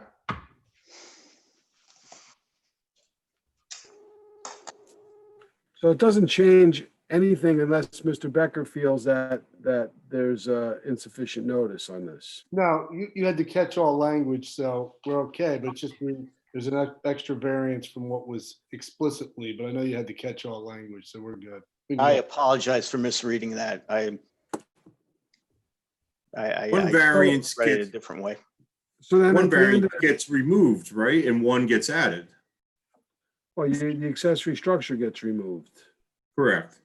no, but you're correct. And you're still adding another, and you're still adding another Side yard. variance for the principal building lot coverage. Correct. Principal building, okay. So also moving down into your structures and buildings, 19, I don't think you're gonna have a problem there, but 1956 plus. Under number 6, the dwelling area, you have the present layout listed as 1962. Is that correct? No, that's incorrect. Well, I'll let the architect testify. Okay. That would be the gross area overall. That would be both floors. Yeah, but the existing is Well, much more. yeah, so the existing you have down as 1962 and you It have should be 980. proposed. It should So have that been- should be 981. Correct.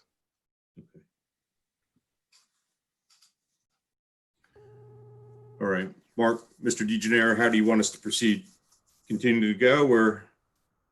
Yeah, I mean, I don't think, if Mr. Becker doesn't feel that this is a notice deficiency, then No, it's then not. I think we The can, the language that she had in her notice suffices. We just need to, if this board wants to proceed with any kind of decision, you have to know what the variances are. So obviously you have 2 side yard setback variances for the principal structure, and you have the principal building lot coverage is a variance as well.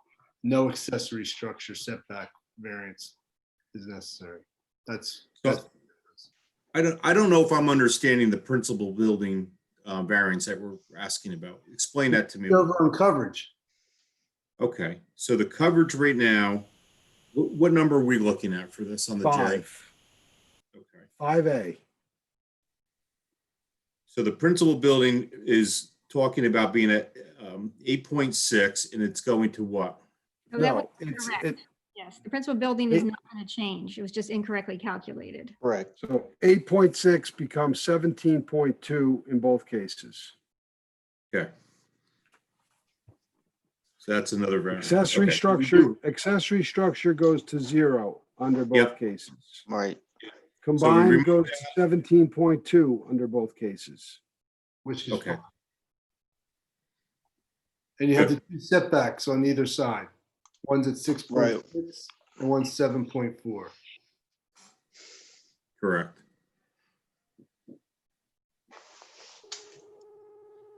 All right. Thank you. Ms. Nguyen, did you want to comment any more or you're done with your presentation? I think there was there may have been, I'm not an engineer, another error in number 8. Because I think since the lot is between 10,000 and 25,000, the calculation, I think that there is no issue with impervious coverage. I don't know if you had a chance to look at that.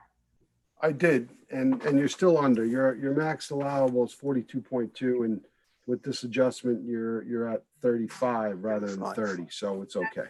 Okay, I just want to make sure. So, yes. Thank you. So again, I think because based on the existing conditions which aren't being, that this meets the requirements for granting the variance, and I would ask the board to approve it. Okay. All right, so I'll go back to the board. Board comments, questions? I have a question, Mr. Chairman. Mr. Bett, in the rear, you're showing 6.6 side yard. Yes. As you get to the front corner, could you tell me what that distance is, what that measurement is? It wasn't on the survey, so I cannot tell you offhand what that would be. I could guesstimate, that would be it. Okay. Just, I mean, just for now, guesstimate for me, if you don't mind. No, don't mind at all.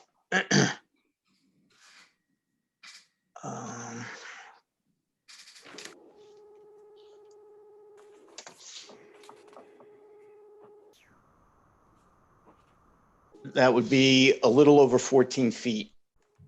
Okay. Was there any consideration to, I'm sure you've seen from previous applications coming 2 months in a row. Was there any consideration? I know it's a small house to begin with. Right. Stepping in that second floor, because for majority of the way along the side yard there, 6.6. Like I would say, if I'm guesstimating, half of this house is 10 feet and under from the bordering property. Well, what we looked at was the neighboring properties, neighboring structures, buildings in the area in general. And we wanted to follow and keep our building and aesthetically conforming with those neighboring structures. If you go from Midland Park's border all the way up to Vanderplatte, you'll see each two-story structure will have their walls aligned for the most part between the first and the second floor. And that's what we were trying to achieve. And also, Mr. Bett, this side that's at the 6.6, that adjoins the neighbor's driveway as opposed to the building, the home, correct? Correct. So space between.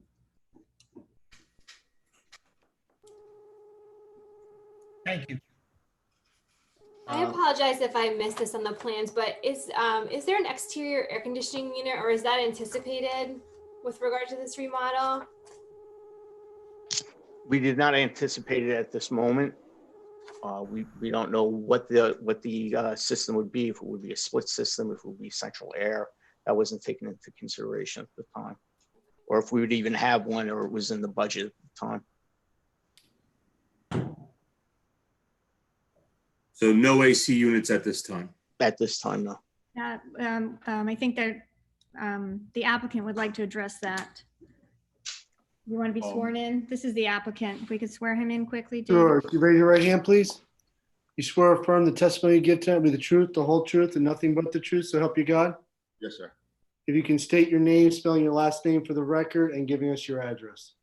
Joseph Gaeta, last name Gaeta, 200 Godwin Ave, Wyckoff, New Jersey, 07481. Thank you. Right now, the house does have central air. The compressor unit is located on the right side of the house, between the 6.5 foot setback or 6.5 foot offset to the neighbor and the front. So it's probably 8 feet off the property line. And it is surrounded by rhododendron. So there is a barrier of shrubbery around it. Thank you.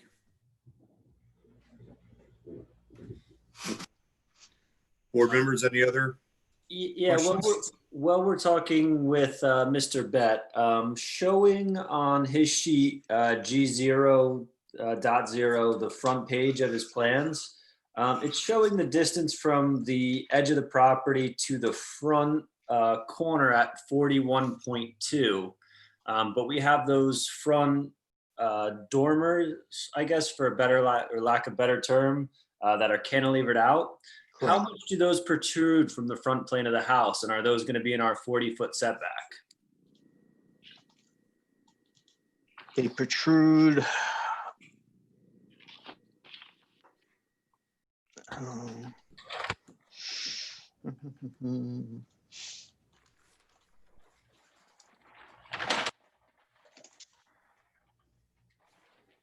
They protrude about 1 foot 8. They align with the overhang of the roof. So that's going to trigger a front yard setback now, is it not? Yes. No, No. No? it's an oriel feature. So it goes to the foundation wall, not to the furthest protruding wall? Well, it's under definition of our code, it would not be considered an encroachment because you're Okay. allowed, I believe, up to 2 feet on an oriel feature. Right. Okay. Same thing as a soffit on a home, or, right? Soffits are 1 foot. Okay. Great.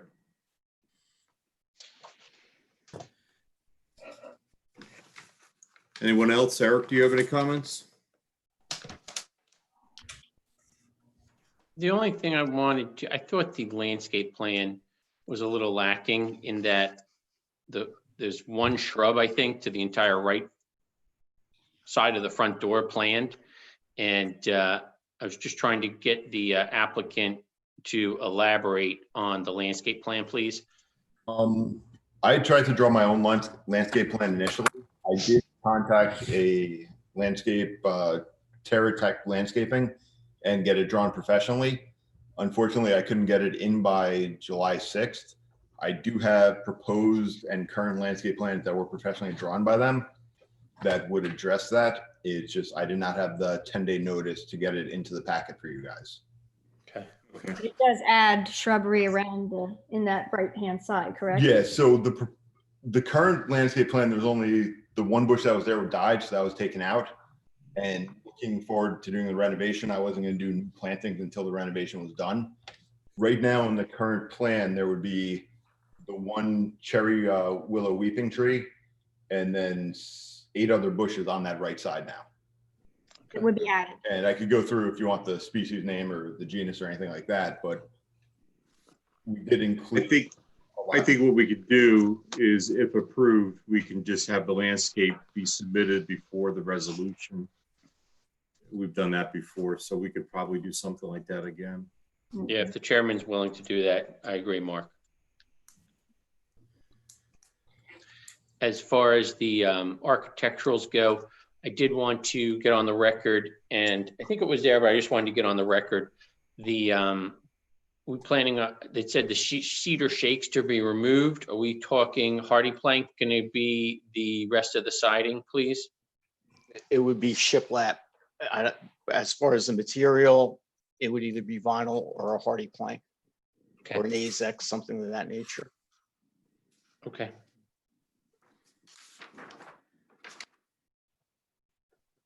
And question for the applicant, Mr. Gay, do you currently reside at this residence? Yes, sir. And do you plan on remaining in this residence, or do you plan on selling the house?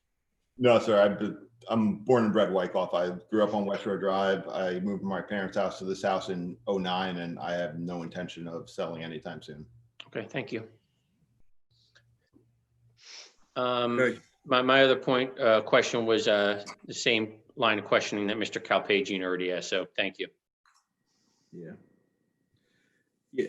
So I think the comment I have, is on the right side with the building going straight up, right off the property line there, 6 feet. I think I'm a little concerned about that. So I don't know, can we give some consideration on how we might address that? I mean, if I look at the, can I speak, Doreen, or? Yes, absolutely. If I look at the house neighboring, and I'm not trying to pick on anybody in particular, but if I'm facing the house from Godwin and I look to the home to the right, again, without a survey, but it's obvious to see even that house with the wall going straight up, flush between the first and the second floor. We are close to 5 to 6 feet, just as this home is on that same, it would be the same border on their lot as it is on our lot. In other words, that house would mimic what kind of the condition that we have right now. And that being said, that's one of the things we took into consideration. And there's existing screening on that side of the property? Maybe the applicant can discuss the conditions there. If we're looking at the front of my structure, I know the house to the left of me. Talk about the one to the right. That's the 6.6. To the right. You have To the right of me, that's 6.6 feet to the driveway. Then the driveway flares out, so it's probably around 20 to 22 feet until the structure of the house. They also have a detached garage, which is probably 5 to 6 feet off the property line. But the setback from my structure to their house would be approximately 20 to 22 feet would be, and that's just a guesstimate. And where the part where it narrows down to the 6.6, is there any fencing or trees there that block any of the views? There's I'd say a 6-foot white vinyl fence that separates our property on both sides, as well as plantings of arborvitaes.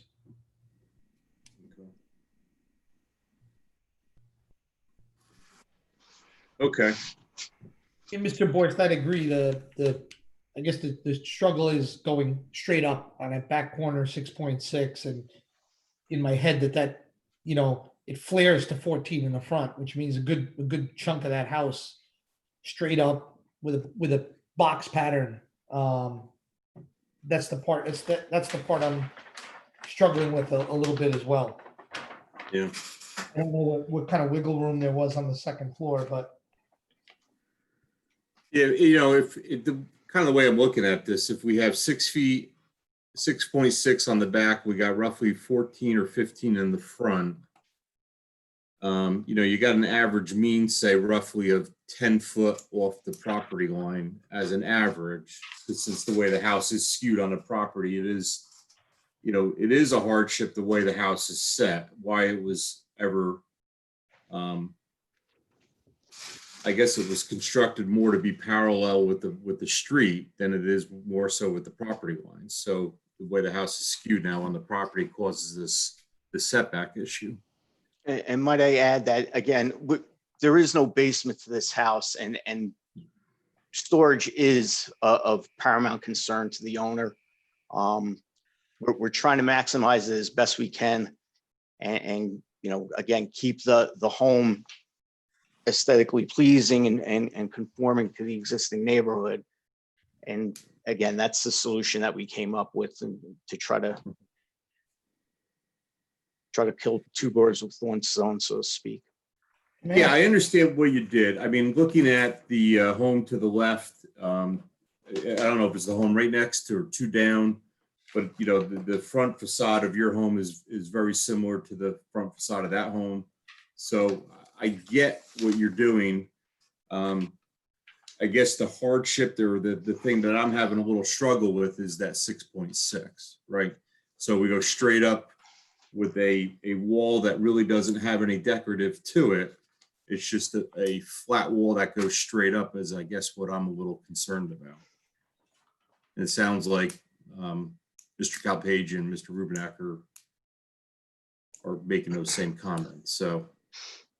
Also too, on that same side of the house, real quick, the southeast, that's the southeast elevation, is that same side of the house that we're concerned about, right? Correct? Yeah. So on the second floor, as you're going straight up, you got two, you know, nice window coverage on the first floor. On the second floor, you got two windows at the extreme end of the house and a lot of dead space in the middle. Was there any thought to maybe trying to soften that up a little bit? Is there a possibility of getting even a small window or a couple of small windows in the middle? I went back and forth with the owner on that one, and yes, there is wiggle room with the fenestration. My thought was the more wall space, the more capability we would have putting furniture up against the wall. Again, with the idea of maximizing storage. The owner had suggested that they would have liked to have seen larger windows, so I don't foresee that being an issue. So if the windows were made larger, would that alleviate some of the board's concern maybe about the facade, that facade?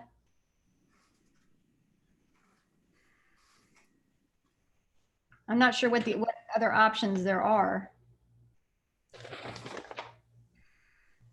Again, you know, I'm not really sure how the board members are feeling. I don't know, Brian, what's your comments on the right side?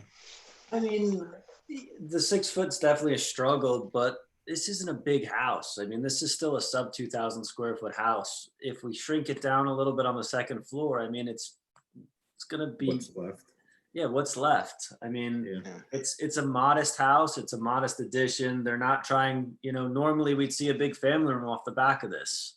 And we'd see a lot more coverage. It's 24 feet tall, so it's not going up as big as some of the other houses on the same street. So for me, it's low enough. It's a 7-pitch roof.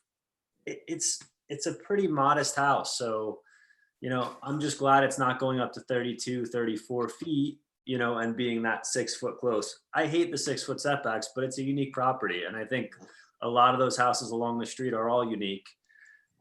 So at least it's a modest, again, it doesn't have huge, you know, 30-foot tall front door or gable ends, you know, for me, it's not a problem. I mean, again, I hate 6 foot setbacks, but it's kind of, that area has a lot of similar situations and we're going to see more of it. I feel like, but it's modest. It's not like some of the other asks we get on this board. So for me, it doesn't bother me.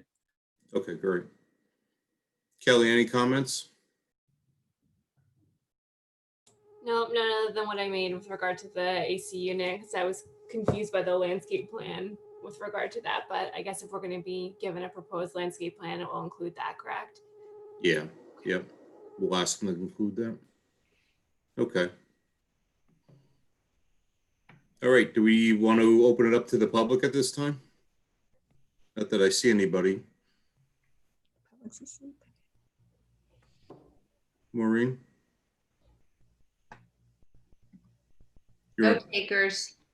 Okay. Good, so I guess, any other comments, Ms. Nguyen? Well, I do appreciate that you're spending the time to go through this and staying a little bit later than normal. I do think that it is, again, going from a 2-bedroom, 1-bath to a 3-bedroom, 3-bath. I think it's modest. I think the 6.6, at least it's not all the way along the right, 6.6. It goes down smaller to one corner where they have screening. And I think that the circumstances would support a variance of this, and that I ask for the approval. Okay, thank you.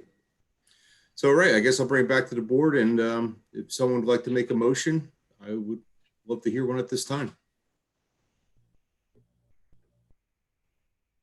before you go to the motion, just one Sure. point. Mr. Bett, I think we're gonna need to revise the drawings, at least for the next meeting, before assuming an approval.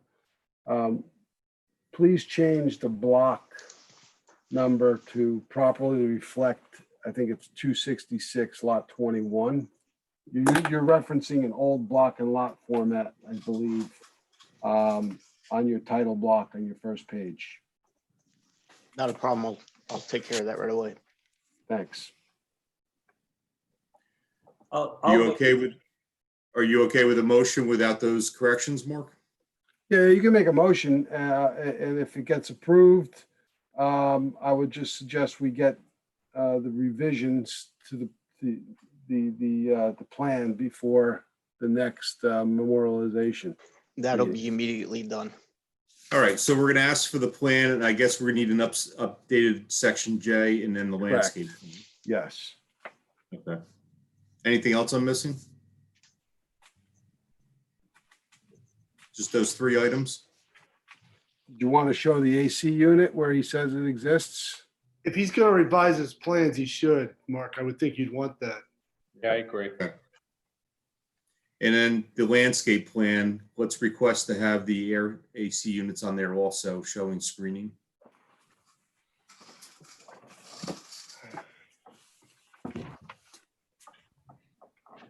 Okay.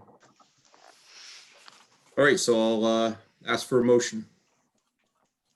I'll make the motion to approve the GATA application at 200 Godwin Avenue in Wyckoff, block 266, lot 21, as submitted with a revised section J, revisions to the plans, as well as submitting the professionally drawn landscape plan showing the AC units and screening and the current screening around it. Okay. Great. I'll Thank you. second it. Great. Was that Eric? Yes, ma'am. Thank you. Ms. Mitchell? Mr. Tanis, Yes. Ms. Conlon, Yes. Mr. Kalpagian, Yes. Mr. Rubenecker, Yes. Mr. Borst. Yes. Thank you. Great. Congratulations. Good luck. I'd like to thank you all very much. I do have one question. I don't know how the process works in terms of beginning construction or demolition. As I said, the baby's due in 1 month. They want to try to get started. Do they have to wait for the memorialization, or can the construction official start issuing with them understanding there's risks to them if it didn't go through? We do that. We'll have you sign a letter that you're proceeding at your own risk before the memorialization. But we're going to need revised plans to be submitted and stamped by Ms. Mitchell for purposes of identifying the plans that were approved by the board and for submission to the building department, so there's no miscommunication. Perfect. We'll get those plans ASAP. Thank you all very much. Thank you for. Thank you. I'll be in touch. Thank you. Thank you. Thank you. Good luck. Good night. Thank you, Ms. Nguyen. Good night. Thank you. Good night. Okay. Mark, thank you very much. Thank you. Oh, look who's back. I'm back. All right. Well, so we cleared the slate tonight. Interesting evening, though. Excellent perspectives. I'm glad everybody, one thing I love about the board is everyone speaks their mind, which I think is fantastic. And I think it's also important. We don't need to show that every single vote is 7-0 or 9-0, whatever it happens to be. You know, the fact that people have their own opinion, everyone's doing their job. And I think that's excellent. So thank you. All right, well, we'll see what comes before us. It sounds like we have 2, possibly 3 for next meeting. And honestly, I mean, I think it's getting pretty comfortable doing the meetings like this. I don't see it being a major issue, honestly. So moving forward, we'll probably have the flexibility to do either in case something does come up, but I think we're pretty well prepared. I know, Maureen, it stresses you out. Little bit. And you know what's funny? I don't often bring my laptop home. In my home, I'm working off a PC, so I have to bring my camera from work. I have to bring it. So I'm always like scrambling as well to make sure everything sets up, it works. My computer's like 10 years old. So anyhow, knock on wood, everything's been good. But, all right. I will, real quick before, I'm glad to see everyone was able to participate. It sounds like the other three, they didn't have any health issues, right? They just couldn't make the meeting? Yeah, everything was fine. The two were going on vacation or going out of town, and one just last minute said couldn't make it. Okay, all right, good. Well, good to hear that it wasn't a health situation. I hope everyone's doing well, families are doing well, and summertime, get out and enjoy it, and just be careful and be safe with what everybody does. All right, I'll entertain a motion to close. I'll make a motion. All right, second, Second. all in favor? Hi. Aye. All right, excellent. Bye. All right, have a great, see you next month. Take care all. Thanks, guys. Good night, Thank you. good night, everybody. Everyone. Thank you. Bye all. Thanks, Maureen. Thank you.